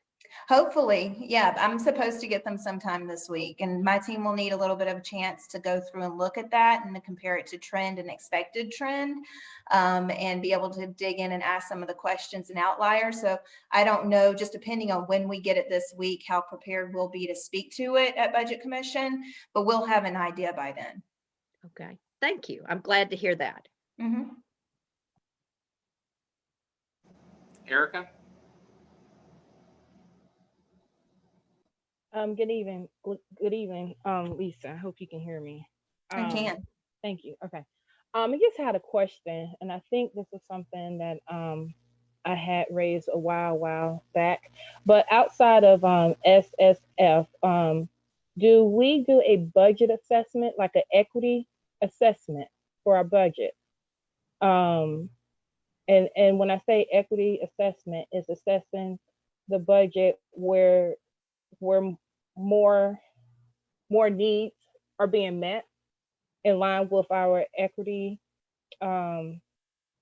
initiative outside of SSF. Yeah, so outside of SSF, we don't. SSF is the tool that APS leverages to allocate funds through an equity lens to schools. There are funds that come on top of SSF and outside of SSF, like our turnaround funds. So the turnaround allocation is actually on top of, and that is also an allocation that's based on needs. Over the past 5 years since I've been at APS, we've also made investments in the CRCT remediation funds, which is another needs-based assessment. and budget allocation that schools receive. Our signature program dollars are actually outside of SSF as well. And while that one's not necessarily tied to student need, it is based on a programmatic need for the schools, and those dollars are actually getting a review this year to make sure that we're allocating the signature program more in alignment to school-based need and the program supports. So that one, I know that the academics team and the schools team have been working through what that formula looks like, and we'll be hearing their final recommendation over the next month or two about what signature programs may look like. And could you, and I guess I want to get back on the issue with mental health, knowing that we are entering back into the reopening phase. What, I guess, budget support do we have with respect to mental health as these kids transition back in? I know Leslie had touched on a little bit social workers, but I know it's going to be more than just the baseline for that. I hear a lot of stories. I've talked to a lot of parents. I know there's a lot of need around that support. Could you speak to that within the budget? Sure, absolutely. So a part of the budget amendment that we brought to the board last month, which was a request to use fund balance, I believe it was $10 million was earmarked as a set aside for the intervention work that we'll be doing for the remainder of this year and going into the summer. That's the general fund balance contribution to this work. I know we're also looking at how we can leverage partners to help lean into that space. I think we're pretty early in the programmatic design for how those dollars will be used. Our academics and school teams are working through that now. You heard Dr. Herring allude to that earlier in her presentation as well. So intervention and how we are using dollars, again, to your point, outside of SSF to layer on top of to meet the very unique challenges of today is forefront of our mind. And we're thinking about how we can use every dollar to do that. Even when I mentioned earlier that we're in the kind of the same boat this year, it's too early to know if we'll stay in this boat, but where we are tracking a little ahead of pace for revenue collections of where we would think we would be. Again, we were very conservative in our revenue projections for this year, and we're tracking behind our spend and expenditures. So if there is an opportunity near the end of the year where we are still in that position, those dollars would also go to either pad our fund balance back or to continue to contribute to the intervention and summer work. Okay, thank you. All right, thank you so much, Lisa. It looks like my screen was frozen, so I'm glad I had something else up. Cynthia, did you still? Okay, I think we're good. Thanks, Lisa. Appreciate it. Erica, are there any other presentations? No, that concludes our presentations for today. Great, thank you so much. All right, so with that being said, Madam General Counsel, is there need to go into executive session? Yes, Mr. Chair, the board needs to discuss a legal matter. All right, so before we head into executive session, I just want to make note of a couple of changes. We will move into executive session and come out as soon as possible, where we will start our community meeting. We'll have our community meeting, but due to a family emergency, we're going to have to reschedule the legislative meeting to ensure we have the superintendent and all board members present.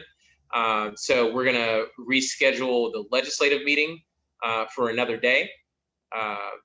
In the meantime, we will proceed with executive session. We'll proceed with the community meeting. And then, like I said, continue the meeting on another day when everyone can be present. All right. So with that, can I have a motion to enter into executive session to discuss a legal matter? So moved. Second. It's been properly moved by Ishay Collins, seconded by Aretta Baldwin. All in favor, say aye. Aye. Any opposed? Motion carries. We will now enter into executive session on a different line. Thank y'all.